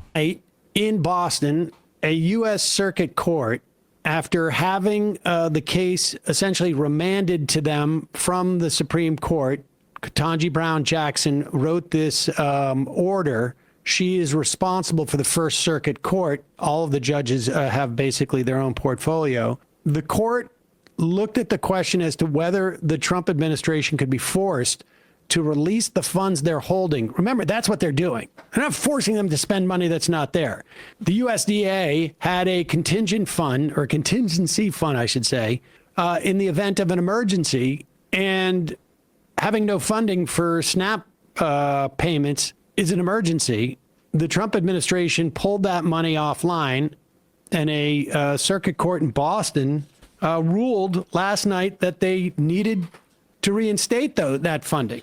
And with that funding flowing, with the results of an election less than a week ago where Democrats ran the board, like I am still looking for any election where Republicans, never mind outperformed, but didn't underperform in terms of like the partisan splits. I have yet to find one. Now, I haven't been able to look at like every school board in every county that had an election, but I have not seen a single race where the Republican outperformed the numbers that they should have gotten. In many instances, they underperformed. The Democrats way outperformed. So we are literally after that ruling yesterday, the Democrats having peak leverage, like the most amount of leverage they could possibly have. And then, of course, they took that opportunity to cave. And to be fair, it's not all Democrats. Apparently, a lot of the Democratic senators are pissed about this. A lot of House members are pissed about this. But let's check this out. Ari made me more bullshit. You see the scarf, the Romeo scarf, and isn't that cool? Isn't that sick? So, and then there's this, chat, and I'm not quite sure what this is. I was gonna say it looks like it could be a cock sock, but I was like, why is it so short? It only seems to be like 5-6 inches long. Why is it so short? So apparently it was meant to be a sweater for Poe, but she decided to make it a cock sock because Poe grew. Oh, it's for our snake. What is this? What is that? We have some like, what's this word in German? What do you guys call this in Vienna? Lebensmittel? Life source? Food? Essen? Cum and estrogen and some Tylenol. Estrogen, Tylenol. And it looks like you made me a chai latte. Ooh, very nice. Thank you, VO. If Mike's hair starts looking too good, you know why. Yeah, true. Let's start with a couple that are. Michelle one from PA, who's retiring. So inexplicable why she's doing this. Jean Shaheen from New Hampshire. She's not running for re-election. Here she is responding to colleagues who say this isn't a fight, this is a capitulation. Thank you. Yeah. You say you're fighting on the Affordable Care Act. What do you say to your colleagues who say this isn't a fight, this is a capitulation? You're putting together, you're agreeing to a vote on a bill that it almost certainly will not become law, and you're allowing that to happen. Pause it Well, for a first of second. all, Let me there just make clear as long what as the they did government shut get down, here. Pause it for 1 second. And then we'll just go back and start it again. And just to be clear, the big thing they got in the bill was a promise from the Republicans, the most upstanding people. I mean, if you ever want a promise, the best place to start is with the Republican leadership, because you can trust them. In exchange for a continuing resolution through January 30th, so that I guess presumably Trump's able to, I mean, everybody's able to go away on Christmas vacation. Trump's still able to crank up the authoritarian machine that he wants to unleash on American cities, probably in February or March. This bill fully funds SNAP, which of course we now know 12 hours ago was fully funded. It reverses Trump's illegal reduction in force proclamations. Hey, Ari, thank you for the scarf. It looks cool as fuck. Which of course were illegal anyways. And it promises a vote on ACA subsidies by the second week of December, when hopefully... Now, somebody said that you made me more scarves. Is that true? I thought I only had the one scarf and the tapestry and the Poe sock. Are there more scarves? Because I don't think I have it. I guess I could go through and buy stuff again. One scarf for me and one scarf for Vio. Okay.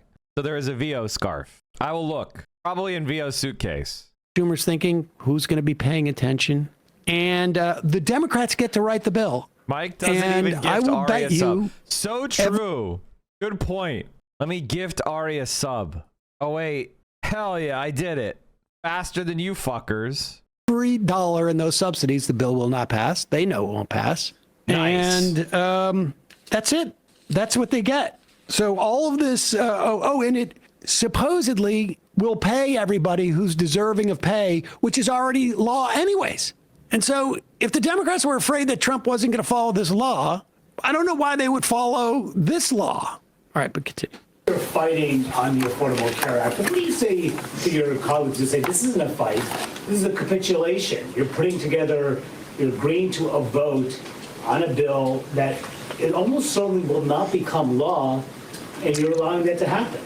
Well, first of all, there was, as long as the government shut down, the clear statement from Senator Thune and the Republican majority, and they control the Senate, the House, the White House, was we will not talk about health care with you. So there was no vote that we were going to get on the Affordable Care Act, premium tax credits. We have a guaranteed vote by a guaranteed date on a bill that we will write. Not that the Republicans will write, although I do think it's important for us to engage with them, because we need a bipartisan bill that we know is going to get like, these are just Republicans, right? Like, we all understand that. enacted to prevent. These are just Republicans. We caved because then we get to write the thing, but then the Republican, it's important that we work with them. And it's like, on what? What are you talking about? What the fuck are you talking about? Provide the relief that Americans need. And I think there's a commitment on the part of many of our colleagues to do that. But there's no guarantee this will become law. There was never a guarantee that it would become law. Well, right. There was no guarantee it would be law. There was never a guarantee it would be law unless you said the thing you want us to vote with you to open the government, we get something that we ostensibly want, which is the ACA premium extensions. Now, to be clear, the real reason why you shut this down is to get a promise that Trump's not going to continue to break the law and rescind money or pocket rescind money or failure to appropriate, and none of that's there. So we're basically exactly where we were 40 some odd days ago, but with the promise of a vote that won't pass. So refreshing for some bipartisanship. And if the argument is, well, look, that's going to help the Democrats. Well, the Democrats were already winning this shutdown fight. Here's Angus King, granted, not a Democrat, votes with the Democrats, certainly part of this group. In fact, he and Shaheen supposedly led it. Here he is explaining, look, we can't win, so we should definitely prematurely surrender. I mean, that's basically it. The Democrats, Ponder Diggums, thank you for the 5. The Democrats basically saying we should surrender to the Republicans. Guys, I know what more can you say? Donald Trump is more unpopular than ever. There's a huge landslide election for the Democrats, and within a week, they surrender? Well, Joe, you have to go back to what the strategy was at the beginning of the shutdown. There were two goals, both of which I support. One was standing up to Donald Trump. The other was getting some resolution on the ACA premium tax credit issue. The problem was the shutdown wasn't accomplishing either goals, and there was there was zero likelihood that it was going to.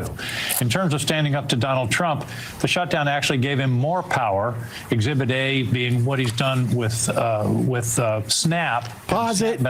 Exhibit A, he's talking about this Monday morning. Sunday night, Exhibit A was actually reversed by a federal court under the auspices of an order from the Supreme Court. And so Exhibit A is not, it should not even be admissible at this point. It doesn't exist. And on top of which, if Trump's going to break the law. I did the math. At 6.22 interest rate, a 50-year mortgage decreases your monthly payments by 11.56% or 58%, while increasing the interest paid over the course of the loan by 86.3%. What a great deal. Yeah, the 50-year mortgage makes no fucking sense. It's actually garbage. It doesn't reduce your payments by fuck all. It's actually garbage. In one instance, why won't he break the law in another instance? You've given up all your leverage. Exhibit A being what he's done with SNAP and SNAP benefits across the country. Oh, by the way, Joe, you're going to love this. Guess who's getting paid during the shutdown? Not the park rangers or air traffic controllers. The ICE agents. Under special law, under that big, awful bill that they passed last summer, the ICE agents are being paid. Nobody else is. So standing up to Donald Trump didn't work. It actually gave him more power. You guys voted for that ICE bill, too. You voted for the ICE bill, too. I can't believe this bill we voted for is doing the thing we voted for. Oh my God, you can't get Google to search for anything that isn't like, Jesus. What the fuck? No, why are you doing shutdown bill? I said immigration bill. What is happening? Here you go. Finally, Jesus. These are the 12 Democrats who voted for the GOP immigration bill dubbed the Laken-Riley Act. These are your centrist scumbags, by the way. Oh, hey, guys, look at that. Cortez Masto, John Fetterman, Maggie Hassan, John Ossoff, Gary Peter. Look at that. It's all the same fucking cucks. Well, Joe, they didn't give him more power. That legislation that passed, because you passed the last continuing resolution, made it possible. Does anybody think the big, beautiful bill would have been on track if they had to deal with the government shutdown in March? And you know what? 30-year mortgages were only marketable because they came with a government guarantee. Yeah, no shit. The 30-year mortgage is a government handout. Anybody who has a 30-year mortgage has a government handout. You know what mortgages look like when they don't have a government program? 7 years, 8 years, maybe 15 on the outside. You don't get 30-year mortgages as a fucking product that a bank would put together. What, you just gave up the platform to tell people that a 5-year arm with a balloon payment. Exactly. This is being you'll do mortgages before FDR were interest only payments, and then you had a balloon payment at the end where you had to pay the entire principal. Just astonishing. Hard to know what kind of decrepit thinking is involved in this. And in a moment, we're going to be talking to Rebecca Traister about that very thing. But here is Chuck Schumer. And let me just read this reporting from the American Prospect. I've got to go through Ezra Klein saying, why are the Democrats doing this? I've got to go through Zateo. I got to go through every single observer of politics piece saying, why are Democrats doing this? This one's from Robert Kuttner. My reporting finds that at the Thursday meeting of the Senate Democratic Caucus, 2 days after the election, that would have been last Thursday, Democrats nearly capitulated once again. Here's what occurred. It's been widely assumed that the group of 8 mostly centrist Senate Democrats who have been looking to broker a hollow deal on the Republican terms were freelancing. In fact, They were acting with the express approval of Senate Democratic leader Chuck Schumer and were reporting to him daily. At Thursday's meeting, they told their caucus colleagues they now had 10 votes to reopen the government. There was a mutiny. Much of the rest of the caucus went ballistic, and some of the supposed 10 said that, in fact, they were not willing to vote for such a deal. That must have been Ossoff from Georgia is one of them, and maybe the other one was Chuck Schumer. The leaders of the proposed Democratic cave-in both then backed down. That would have been Hassan Shaheen and Catherine Cortez Masto. Chuck Schumer, if not orchestrated it, midwifed it and gave him the ability, because he's so terrified of a primary, to cut this. I'm ready to run through a brick wall for him. I'll tell you something. That is very inspiring. And he really, like, how did this happen? Like, is he mad at the leadership of the Senate? How could the Senate leadership allow this to happen? He's thinking. And then that's when they had to cut. That's why it's only 15 seconds, because the next thought was like, and the leader of this, oh, wait. That's me. Let's cut. Can we just do 15 seconds? Do we need to do the whole thing? The cut was 7 seconds in. Well, that cut, I think, is like one of those jump cuts to make it look like he's strong. See, in other countries, chat, if a vote like this happened, it would be a sign of no confidence. Like, if there was a vote and the leader said, don't vote for it, and then a bunch of their caucus crossed the benches to vote against them, they would lose their job as leader. But the Democrats, we are not really living in a democracy. This is all kabuki theater bullshit that means fucking nothing, because Chuck Schumer and Hakeem Jeffries are fucking losers, and yet it doesn't seem like any of the politicians in office seem to give a fuck. I don't think, I think that was actually just a camera move. Okay. Not an actual second So that's why take. it fired me up so much. Yeah. That cut. Yeah, that's why you're ready to go out there and lay it all on the line. I'm going to fight until I cannot fight anymore. That's the key. If you say we're going to fight, as long as you don't get specific. And by fight, I mean usher in a capitulation. Yeah, fight other Democrats. We're fighting over the white flag. Which one of us will get to wave it? Hey, folks, don't forget to hit the subscribe button and check out our daily show. We do it every day at 12 p.m. Eastern. We are so fucked. Jesus Christ. Zero leaders. Ugh. But Mike, their favorability is so strong. Like, look at this shit. There was a short period of time where Hakeem Jeffries was considered favorable, but now he's crashing off a cliff, just like the rest of the party. God. My girlfriend wants to immigrate here. How do I tell her it's a bad idea? I immigrate wherever you want to immigrate. It's not for me to say.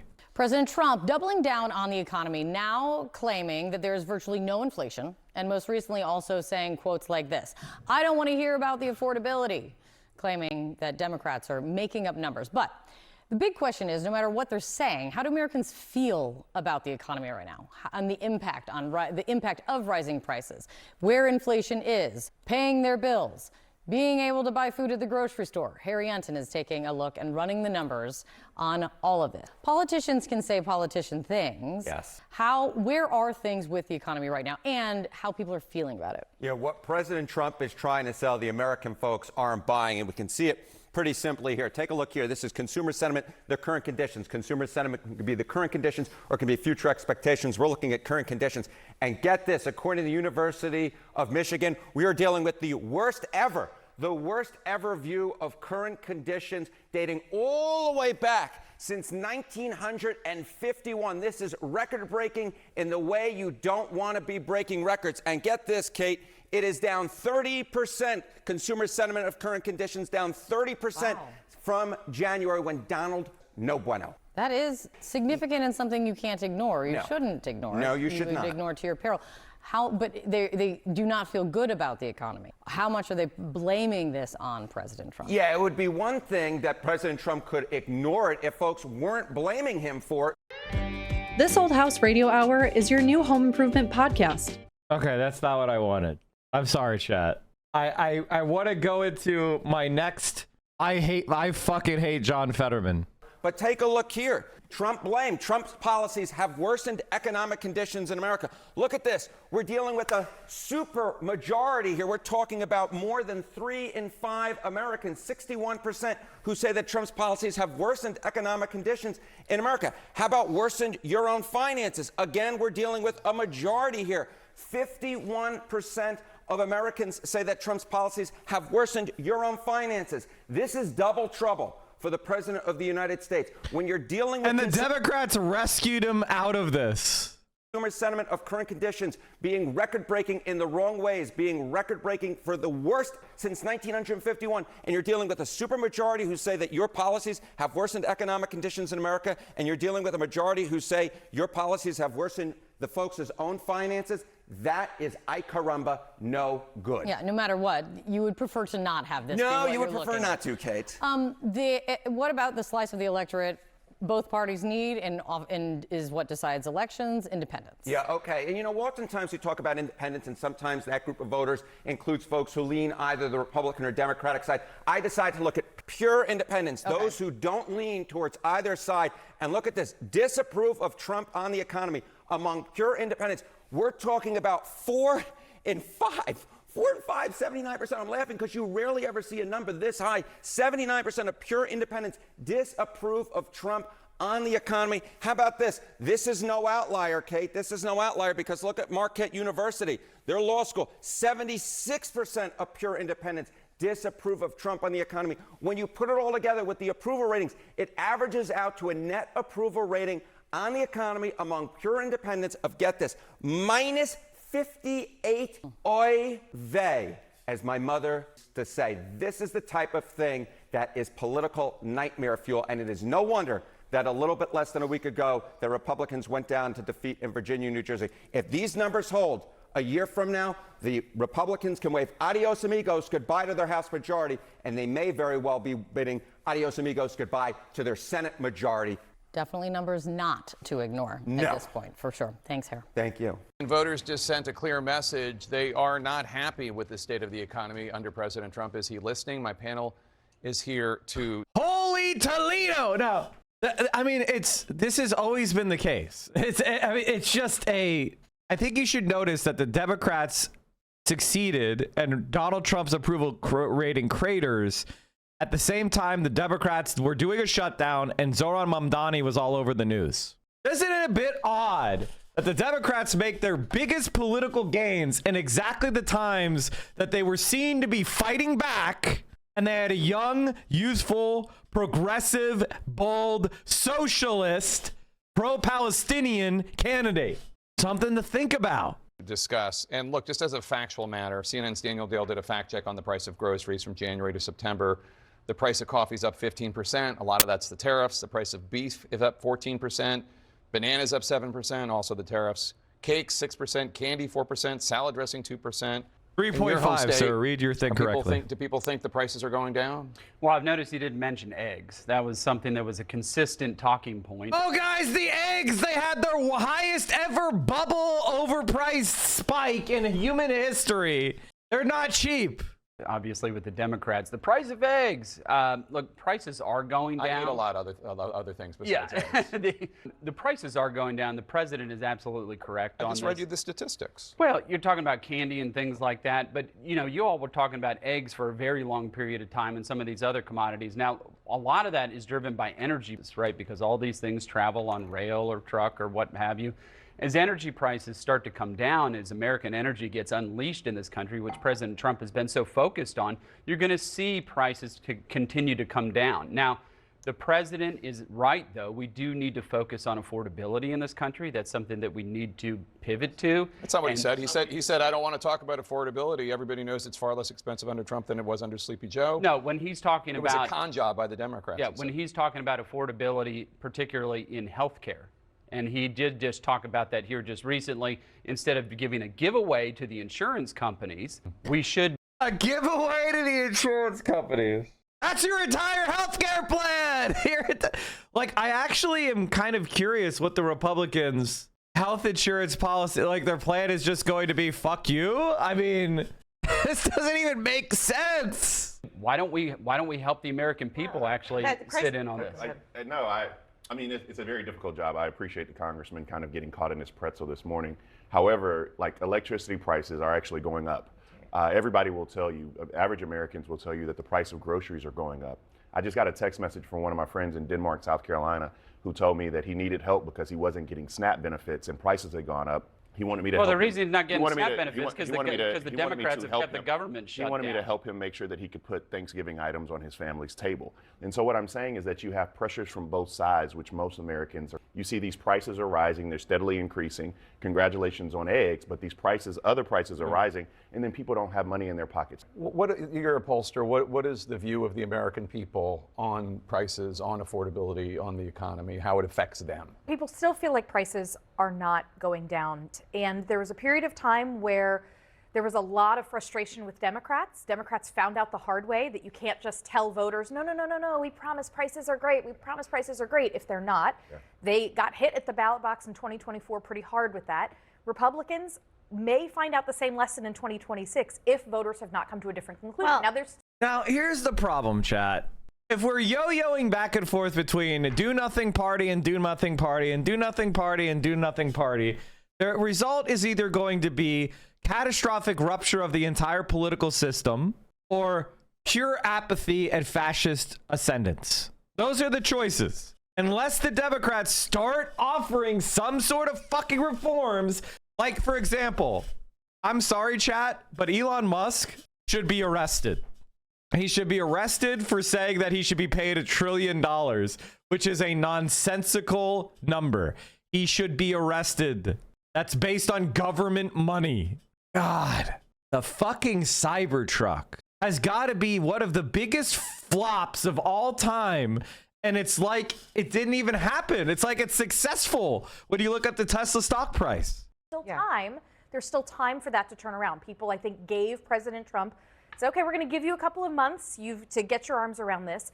But whether tariffs wind up helping or hurting, whether his policies on energy wind up helping or hurting, he will be held accountable for that one way or the other. Sochi, you're a Democrat. I want to play an ad for a Republican. This is Elise Stefanik, a congresswoman from New York, who's running for governor of New York. Take a look. Kathy Hochul made New York the most unaffordable state in the nation, crushing families with sky-high taxes, unaffordable rent, soaring energy costs, and record-high grocery bills. Elise Stefanik will make New York affordable and safe. So some Republicans are getting the She's literally we're gonna lower the rent by raising the rent. On affordability. Yeah, it's smart. And I'll say that Donald Trump has not learned the lessons of Joe Biden. Joe Biden used to go out and say, our economy is great. No one felt it. That is exactly what Donald Trump is doing. It's exactly why Joe Biden and Democrats have lost over the years. I will say, though, on the affordability message, Democrats, I will say there is not a lot that they're on message about, but affordability is one of them across the board where I do think that campaign. Hey, chatters. Welcome on in. How's everybody doing? Got that message. And now you're seeing Democrats win. I think. What's the plan with Hassan? Hassan's going to be live a little bit later today, right? Like, they're not going to be psychotic and wake up at 5 a.m. So what? He's going to be at like 2 p.m. Pacific, 5 p.m. Eastern, or 1 p.m. LA time? Or is it 2 p.m. LA time? He said he was aiming for 1 p.m. Is it 1 p.m. or 2 p.m.? Give me the fucking clip. Overperform 90% of races this year because they are talking about costs and people are feeling. It's like, well, I might as well go later. I'll get more viewers. Like, duh. Like, I'll just put Hassadabi refugees in, you know. Hassadabi refugees in. We'll get the DSA fish. Like, come on. This is how we do it here. Let's aim for the middle and say 1:30. All right. Well, I'll stay on for a little bit longer. Why not? Oh, okay. All right. Thank you, chatters, for actually giving me links. Just like Kristen said, they feel that costs are not coming down low enough, and that's exactly why they voted for Trump, and he just hasn't. Hassadabi will likely go live at around 2 p.m. Pacific, 5 p.m. Eastern for the rest of the trip, but he wanted to go live earlier today, and everybody was fucking miserable. Everyone was fucking miserable. They were so mad. For your bitch asses. So I could do news for you guys, by the way. Like, that's the reason. Like, obviously, tomorrow and the days after, like, I'm going to be waking up a lot later. or at least at like a more reasonable time. I'll probably be live at like, I would assume, you know, in the upcoming days, I will probably be live at like 2 p.m. All right. Asadabi, refugees in. Let's fucking go, baby. Woo! Woo! All right. Okay. I want to watch some more coverage from our friends on the shutdown, because this story, as much as it has the same conclusion, which is these fucking losers suck, it is necessary for us to steel ourselves and understand that this is a sign of imminent victory. Good morning, everybody. Happy Monday. Have an amazing show for everybody today. What do we have, Crystal? Indeed, we do. A group of centrist Dems caved, so there is a shutdown deal. We will get to all of that. Ro Khanna is also... There are so many pieces of shit. How many Democrats wanted to cave, do you think? How many Democrats wanted to cave, do you think?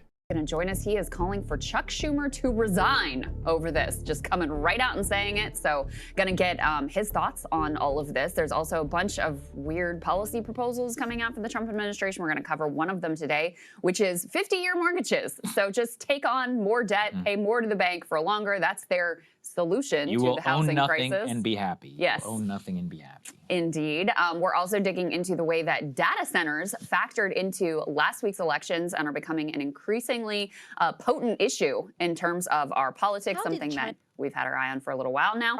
Sam Altman crashing out and appears to be asking us, the U.S. taxpayer, to backstop his potential losses, so that's a great one. Biden administration knew about Israel's war crimes and did nothing about it. A new report reveals, and we have an author of a new book on the $1 trillion war machine, so a lot of relevant things to get into with him. Yeah, that's right. All right, before we go on, I hate John Fetterman, and I asked the question, is it your son's birthday party? Because apparently he wanted to kill himself because his son was having a birthday party and he was the center of attention.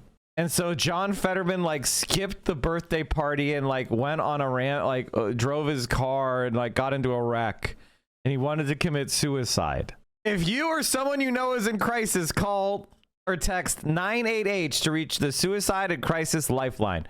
So true, chat. This is an NPR story from today. Senator Fetterman slams Democrats for shutting down government. Senator John Fetterman often finds himself at odds with his party. He's unapologetically pro-Israel at a time when fewer members of the Democrats are. He spent the fall railing against the federal government shutdown, and he, along with a few other Senate Democrats, broke from the party and struck a deal with the Republicans. It's always been wrong for us to shut the government down, he told NPR. Rightly. Democrats criticize the Republicans when they've shut the government down. It's wrong. It's reckless. In an interview with All Things Considered Scott Detrow, Fetterman posed a question to his critics. What exactly am I guilty of? I suffer from depression, and I made a recovery, and I won an election, and I went on to be an unapologetic supporter of Israel, and I happen to think that we have to have a secure border, and I think it's wrong to shut our government down. I want you to understand something, chat. This guy is a complete and utter fraud, and he was a total liar. Now, if you're like, well, Mike, he had kind of a bad position on Israel. He had a J Street two-state solution position on Israel, which was far to my right, but it was, you know, a position of somebody you would expect to be a critic of Israel, even if a light critical of Israel. He turned out to be more Nazi than the Republicans were. More right-wing on Israel than Trump. I'm sorry, he did not run on that. He's a liar, okay? He's a fucking fraud. He ran on a pro-immigration message. He ran with people praying to Mecca in his ads. I want to show you some of these ads. Like, he is a fucking scumbag. I'm proud of my wife Giselle's origin story, and I'm so grateful for the sacrifices that her mother made all those years ago to come to this country looking for a better life. Because if they didn't, I wouldn't have the incredible family that I have now and the partner that I have in Giselle. The Statue of Liberty says, send us your poor... I mean, like, this guy is a fucking rat fucking lying fuck. And that's why his entire staff quit. And we've covered this over that his wife was like, why is he doing all these right-wing policies? Why are you guys advising them that? And they would go to her and be like, we're not advising that he do this. And they all fucking quit.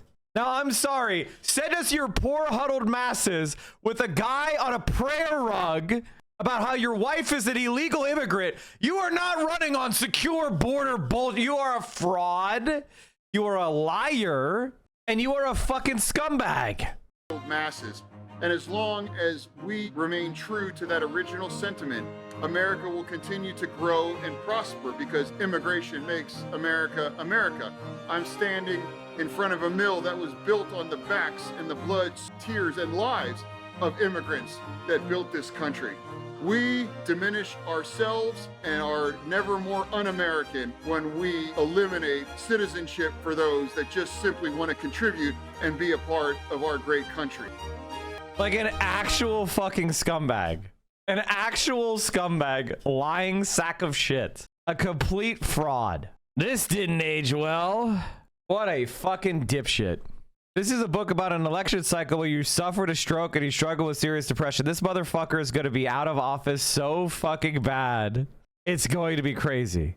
I want to ask about Israel. You were very out front about supporting Israel. You never changed your tune. I'm wondering, as the Israeli attacks and bombing of Gaza continued, were there points where you second guessed that place you had staked yourself? Israel had an opportunity to take out the Iranian nuclear facilities. I was the only Democrat that supported that. I was actually charging for those things. You know, that comes from Trump.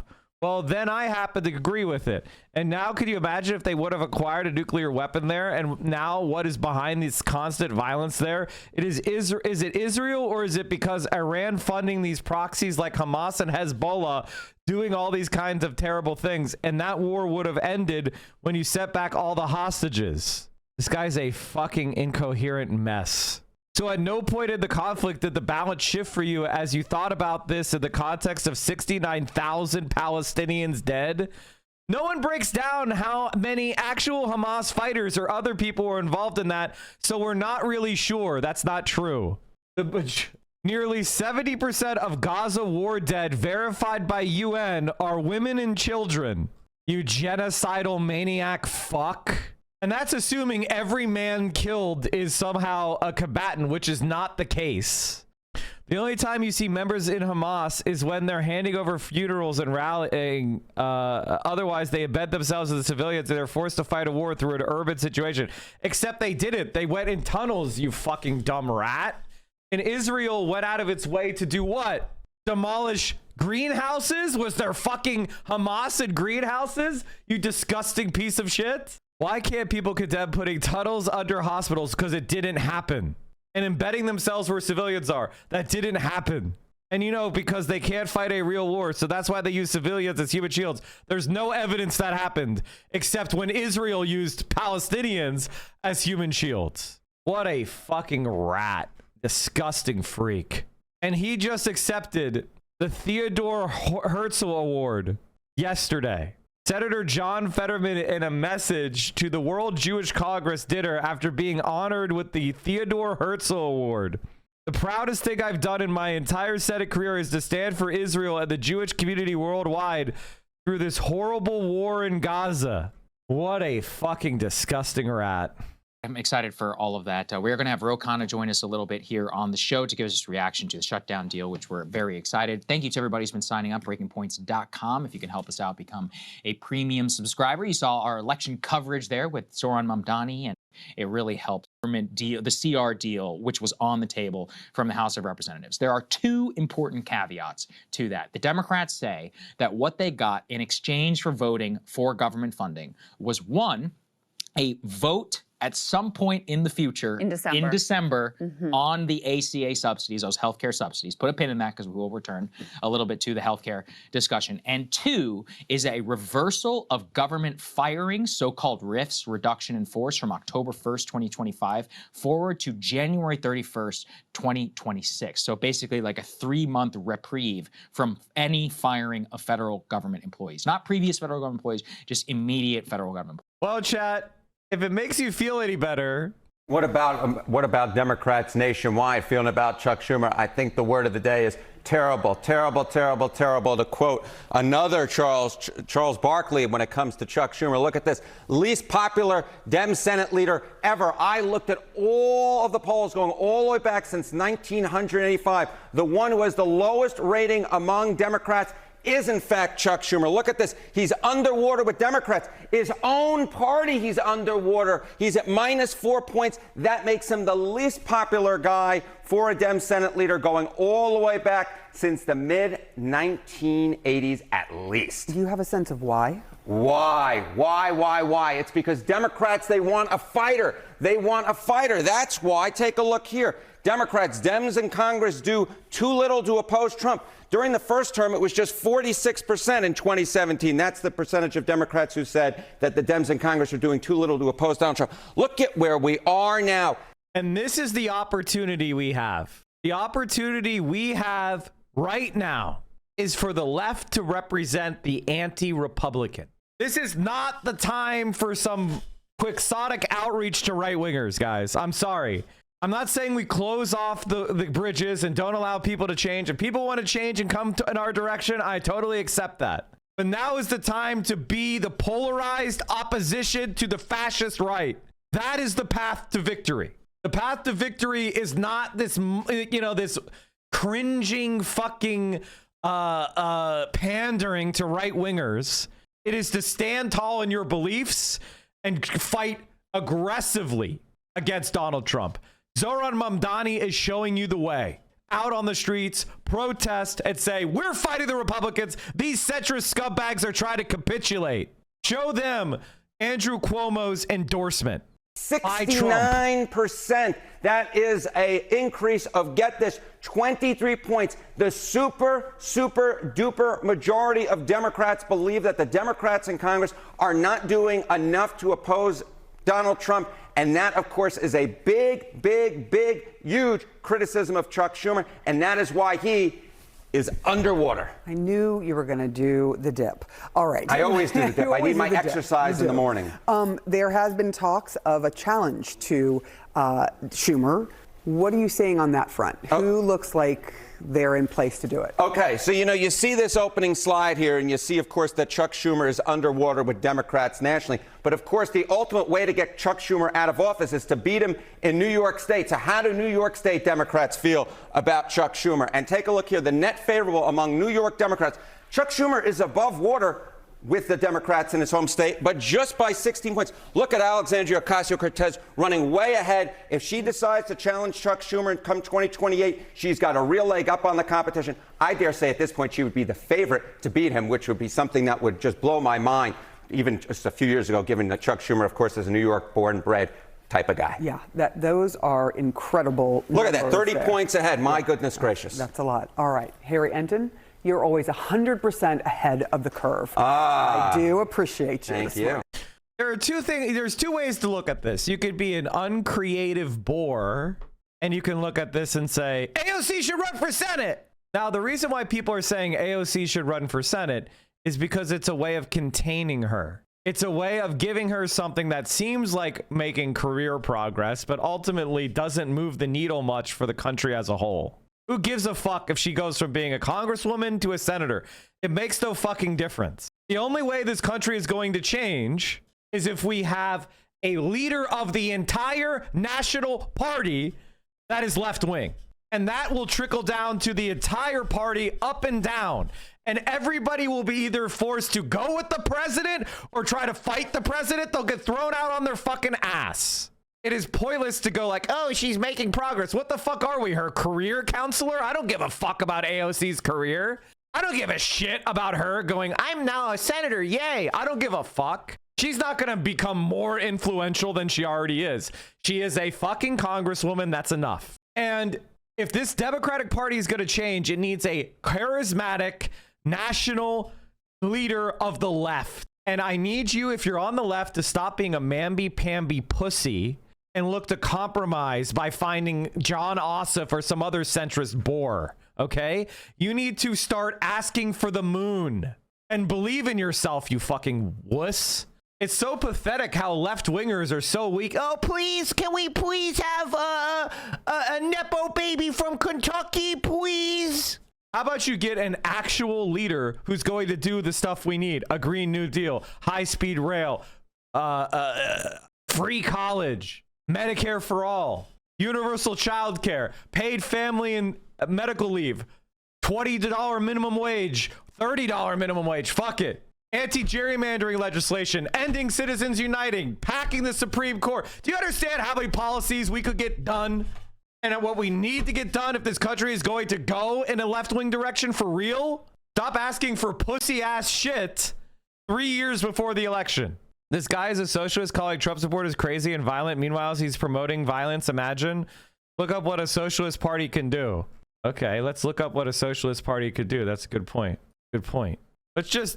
You seem like an AI guy. What country has grown the fastest since 1949? Oh, how about that? The chair. Yeah, my chair is like, it's, I don't know why it's so fucking squeaky. So if communism doesn't work, how come the best country in the world is China in growth? Like, meaning every year since the founding of the People's Republic of China, the country that improved the most was China. From 1949 to 2025. Do you understand how crazy that is? That's it. That's basically all they got in exchange. And to be very, very clear, that deal was on the table from the very beginning. So John Thune, the Senate Majority Leader, from the beginning was like, look, Dems, I'll give you guys a vote if you want in a few weeks. And from the beginning, they all said, no, that's not enough. We need the actual... Oh, anyway, let's finish the thing about Schumer. We did. Never mind. I'm just saying the reason why I'm pushing for AOC to run for president and not Senate is Zohran Mamdani is not a native-born American. The most senior position he could take is senator or governor. He should be in the fucking Senate. He should challenge Chuck Schumer. We don't have a lot of nationally prominent left-wing figures. Yes, I know Zohran just won, and you know, Mike, don't you want to wait? I'm not a fucking voter. All right. I am a political strategist and commentator and politician. I don't give a shit about pretending like politics is not about pushing forward my agenda nationwide. That's what I care about. I care about accomplishing a Green New Deal, about transforming America at such a fundamental level that you won't be able to recognize her. That's my goal. Healthcare subsidies. We need to change the healthcare system. We need, RIF stuff. We just came off this election. Actually, are there any prerequisites to be a senator? Yes, you must be 30 years old and you must be a citizen for at least, 7 years? Require constitutional requirements to be a senator. You have to be 30 and citizen for 9 years and live in the state. Those are the requirements. And you can't have ever been convicted of treason, et cetera, et cetera, et cetera. It looked like the Democrats were going to become even more emboldened. But instead, overnight, I personally think what happened to affect this. It's a choice to make. It's Veterans Day today, Chad. I don't know if you know that, but it's Veterans Day today. That's a terrible choice, sir. We should talk about that. How dare That's a terrible choice. But everybody remembers Calvin Klein. Yeah, no. Chat. I know this is very cringe, but I've noticed that some people are starting to use like Star Trek symbology as like normie bait for socialism more. I've noticed this happening. I saw a few other people doing it. I saw like a very cringe video on socialism on TikTok. I don't mind it. Like, I'm not a weird, like, I don't mind when people are like, say socialism doesn't work. Well, what about Norway? Like, that stuff doesn't bother me. I don't know. I think if that bothers you, you're kind of dumb, to be honest, because it's not because that is like the end goal of what we're reaching for. It is about saying that like Republicans in the right wing are just rejecting the idea that we could do anything for the collective good. That if you try to do something like free healthcare or free childcare, that it would backfire and everything would be worse. It's important that we look at countries where programs have been put in place and say, that's wrong. It works, as a way of convincing people it's even plausible. Mike, doesn't Zoran know that these guys are war criminals and can never be allies? Yeah. Mike, are you referring to this? Unless you meet our demands. All right, strips. It wouldn't matter if it were bars. I'm not going to end a strike. unless you meet our demands. We shouldn't be fighting. We're brothers. Not when it comes to business. We're nothing but an employer and employee. You said so yourself. I was wrong. No, you weren't. Rom, can we talk about this? There's only one thing I have to say to you. Workers of the world, unite. You have nothing to lose but your chains. What's happened to you?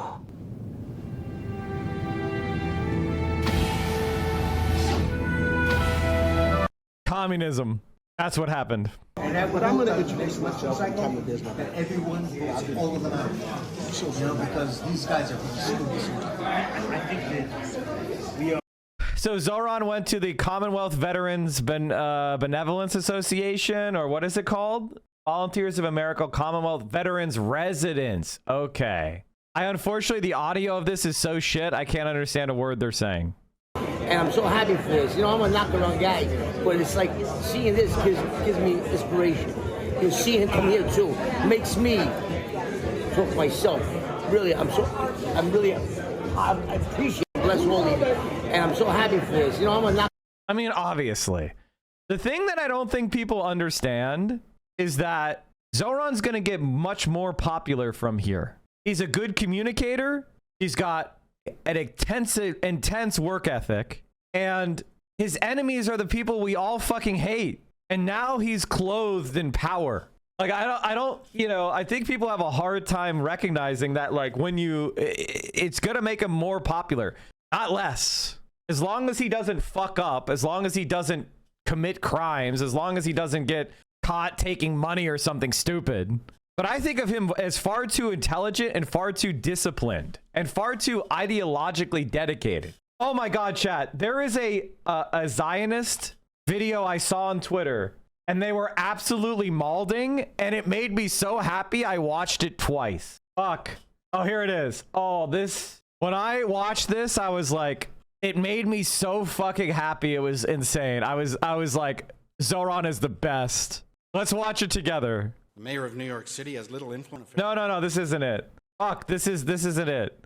Here it is. Here it is. I met the mayor-elect in late August, after the primaries. Several prominent and liberal New York City rabbis spent an hour. We entered with open hearts and open minds. Most of us had never met the candidate, and we were interested in taking the measure of the man. As the meeting unfolded, our mood steadily darkened and our fears increased. Zoran Mamdani is an ideologically committed, pragmatic opponent of the Zionist idea.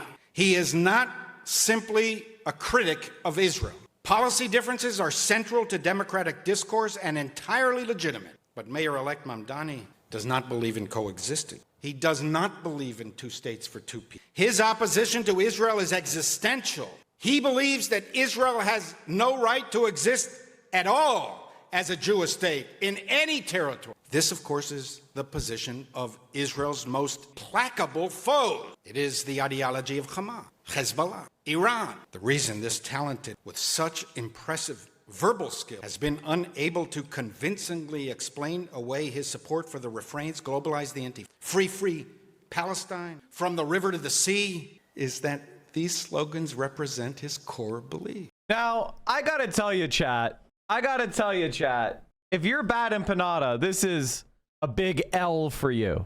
This is a gigantic L for you, because the Zionists met with Zoran Mamdani, and he said, I am not gonna change my mind.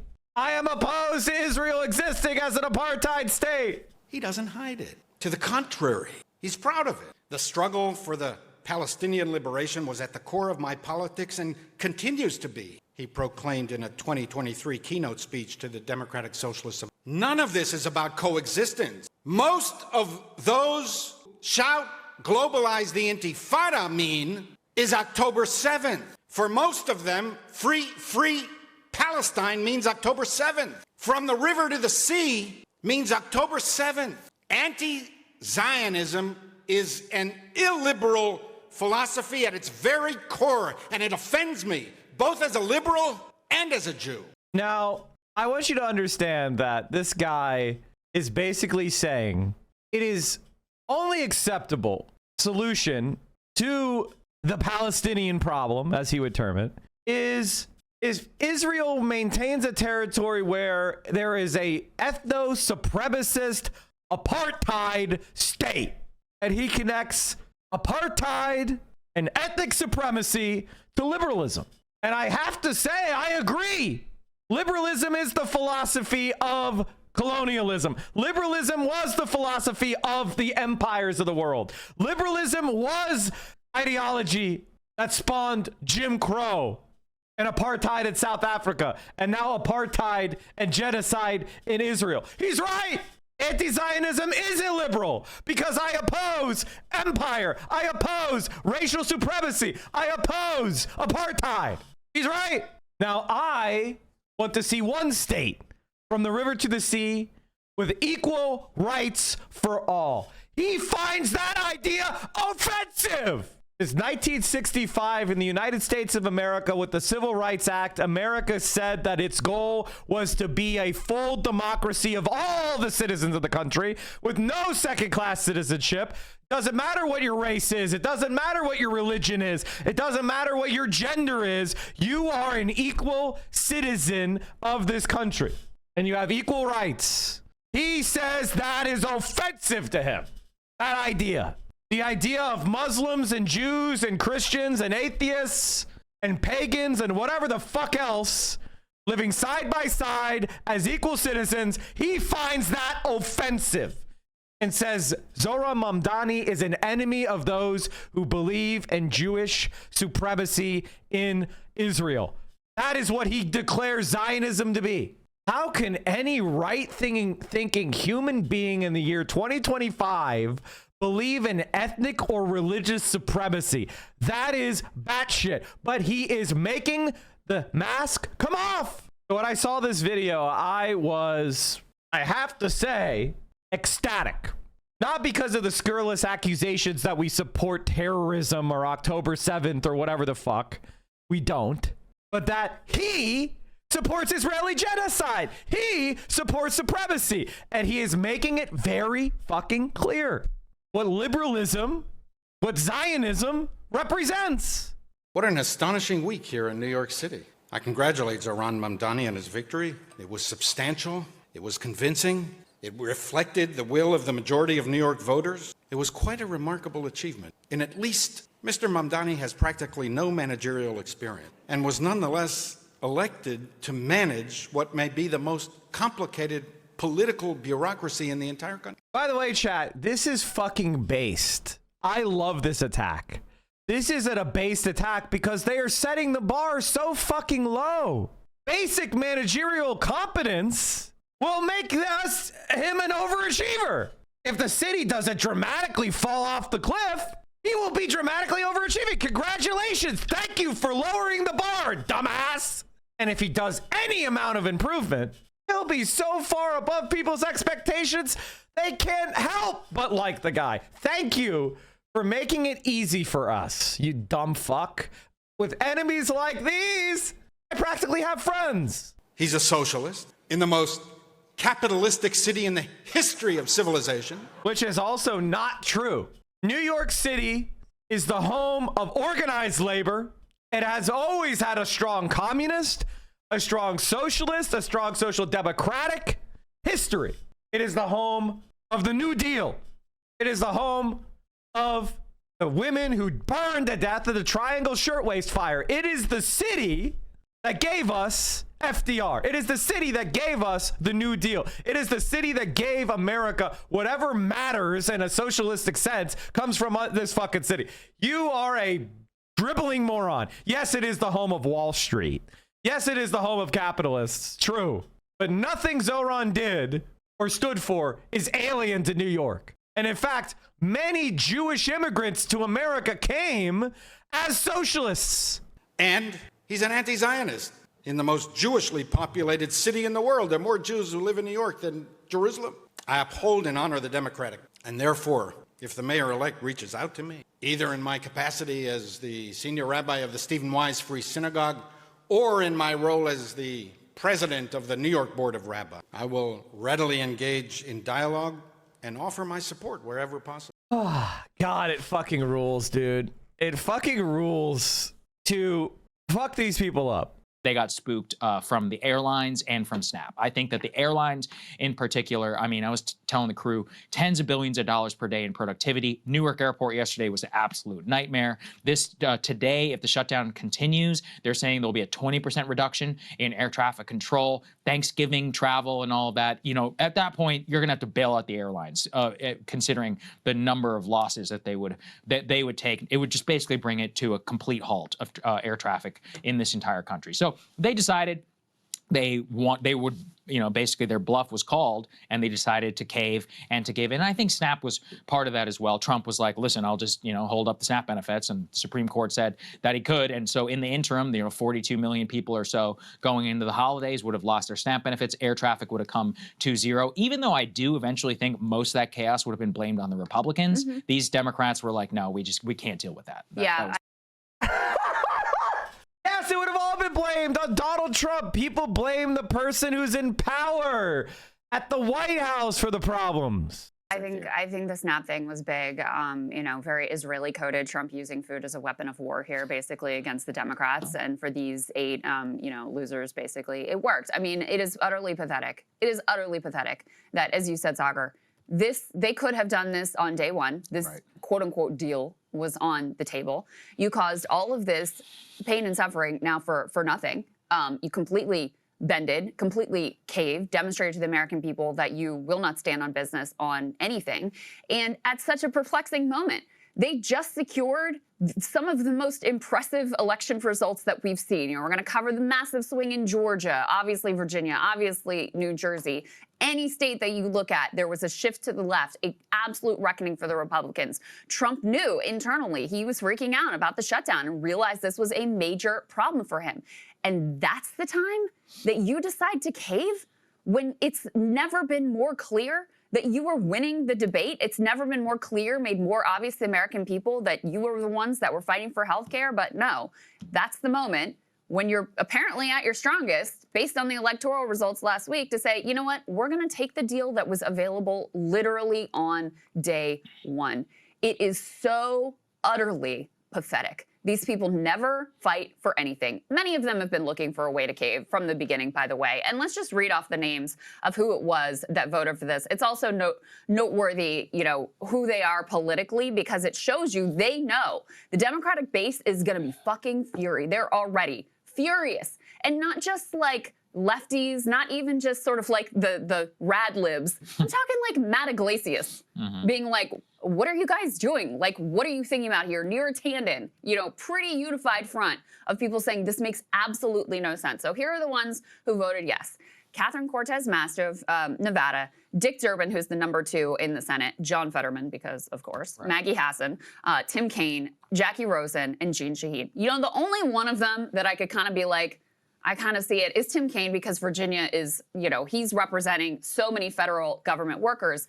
But what's noteworthy about all of those people, none of them is up for re-election right now. None of them. They're either retiring or they're not up until 2028 or even 2030. Those and the other thing to note about the thing to keep in mind, chat, is look at this poll. Do you think taxes should be raised on billionaires? Democrats, 95% yes, no, 2%. Independents, 75% yes, no, 12%. Republicans, 48% yes, no, 32%. that is, number one, that tells you they know the politics of this are absolutely trash for them. They know they could be facing primary challenges from their left for caving to the Republicans, caving to Trump in this moment. That's number one. Number two, it shows you how organized this was. Yes. So Chuck Schumer, you know, sorry, Angus King was the other one who's technically an independent from Maine. But in any case, Chuck Schumer voted no on this and put out a video. We can show you some of it saying, you know, that's why I'm voting no, blah, blah, blah. there's reporting from David Dayen over at the American Prospect, one of his writers, that Schumer, of course, was involved in making this deal, cutting this deal from the beginning. Of course he was. So don't be fooled by the fact that he personally didn't vote for it. Schumer's hands are all over this thing, which is exactly why, and we'll get this from Ro Khanna when he joins us, which is exactly why Ro Khanna, and by the way, Mark Pocan as well, are saying, dude, you're not made for this moment. You got to step aside. Someone who understands the moment that we're living through, someone who is actually willing and able to fight for something as basic as healthcare, they need to take the reins. So those are the things to take note of with regard to who specifically it is that voted for this thing. Let's go ahead and take a listen to Jeanne Shaheen was one of the lead negotiators here of the cave. Let's go ahead and take a listen to how she justified this. This was the only deal on the table. It was our best chance to reopen the government and immediately begin negotiations to extend the ACA tax credits that tens of millions of Americans rely on to keep costs down. Yep. It was Best the only deal deal on the table. And so basically Republicans were like, normally in these things, there's some meetings, there was none of that. And so ultimately, they found the Republican threat to just keep the government closed indefinitely. They found that credible and decided that even though they were getting literally nothing for their votes, for their capitulation, they were going to go ahead and cave. And just on this, idea, okay, there's going to be a vote in December, they pinky promise. I mean, first of all, you can't trust these people. But second of all, let's say the vote probably, let's say it happens. That there's no guarantee it's even going to be brought up in the House. You get some show vote in the Senate. Oh, congratulations, way to go. This is going, they know that there is 0% chance that show vote that they're getting in December, if that even happens, is going to lead to any sort of healthcare resolution for the American people. It's a joke, obviously. And I can just pretty much tell you no Republican, leader or previous shutdown would have ever caved on these circumstances. They never would have, because if you... In fact, in previous shutdowns, Republicans got stuff like the Trump tax credits made permanent. Shutdown bill. Hold on. Not permanent, but they extended them. Sorry, not permanent. It's let me see if I can find that. 2017? No, what year was that? I'd have to go find it. But basically, the Republicans managed to get significant concessions to end shutdowns in the past. Come off of successful elections. Google is dog you shit just now. got I need a new search engine. Ratified. Chad, what's a new search engine that works? Yes. About how energized people are. Then, I mean, look, you are playing with people's lives, and I don't want to put that to the side. Federal government employees got some 40 days or whatever without a paycheck. You had the SNAP benefits, air traffic control, the stock market, things were not good, and it actually looked like things were going to go into shambles. How does Google better Google real quick? Over the next couple of weeks. All that said, that's kind of the whole point of pursuing a government shutdown or a debt ceiling, type of cliff, which many Republicans have done in the past, specifically to force what they want. I also want to just double click on what you said, where there has been this theory that the Democratic leadership did not endorse the deal. First of all, Dick Durbin, who is literal number 2, who is retiring, voted for the deal. But 2, the way that this always works is, the Senate is the king of the limited hangout, where you take the moderator or whatever, and silently 10 other people will agree. They'll say, look, I won't vote for this, but you do it because you're not up for re-election. You take, all the shit or whatever from the base. And in the interim, we will be, cosplaying or whatever against the deal, but we secretly support you. I have been told that this is the way the stock trading ban works. There's always 1 or 2 guys that, come out forcefully against it. Silently, it's 99% of them who are like, yeah, thank you. Please, Rick, keep fighting against this. Same thing works in the House. You let your bomb throwers inside the system, and the people more in the precarity, even though they agree with the more unpopular policy, they won't technically vote for it. So this is much more organized than a lot of people are thinking. Senator Schumer is trying to hang his hat on the fact that he voted no. Here's what he had to say. For months and months, Democrats inside politics is great leaders. What they do is you have ironclad control of your caucus. Nancy Pelosi just retired. That's what she ultimately was good at. And look, we can disagree with many of her aims. You can look at her record. I don't think it's that great. But what she always was great at was delivering the votes. She could count the votes. She was able to wield power effectively by making sure that all of the Democrats in her caucus were very beholden to her. The other person we have to shout out here, Harry Reid. I don't think Harry Reid ever would have let this happen. He was a very really good mover, shaker, not above, the gutter politics, always able to move the caucus in a direction. If I think the greatest Senate leader in U.S. history, Lyndon Johnson, is always about internal politics, united front, using that united front to force something from the government. And I do think the Republicans were like a week away from something actually coming through. Maybe not necessarily in the House, but in the Senate. And then the Senate and Trump may have caved. Who knows, where things could have gone. That's the whole point, ultimately, of a shutdown. Because in the interim, one reason why people should be furious about this is they did shut our government down for nothing. You took the same deal that was on the table 40 days ago. If you get something out of it, okay, but you get a fake show vote? Come on. I mean, it's a joke, right? Because no, the House isn't going to vote for it. And, even if it comes in December, I mean, come on, that's eternity in politics. That's a month, right? So you literally did nothing, I think, overall. And so, yeah, if you're a Democratic-based person, you should be furious. But also, even if you're American, you should be mad because, again, at this point, like, you really shut us all down and caused a lot of chaos, billions and billions of dollars in lost economic, productivity, whatever. So many people rely on they need some IRS something, from the government they weren't able to get through. So you immiserated a large section of our population for zero. I think that's pathetic. And, that does, Democrat base and all of them are going to be upset about it. But, this is a great view into our broken politics, man, because thank you for shutting our government down this is the longest government shutdown in U.S. history for literally nothing. Yeah, I mean zero. if you couldn't stomach the pain, because you you're right. That's the point of a shutdown is you're gonna cause some chaos. You're gonna cause pain on behalf of using this leverage to extract something that you believe is going to be beneficial for the American public. Like, that's the whole idea. If you can't take that, don't do it. Right? Just Totally. cave immediately. Right? It'd be better than, okay, we had all this chaos and you got nothing. You got nothing out of it. Maybe you got some better results on election day. I don't know. Maybe it played into that and maybe that was your whole goal. That is actually disgusting.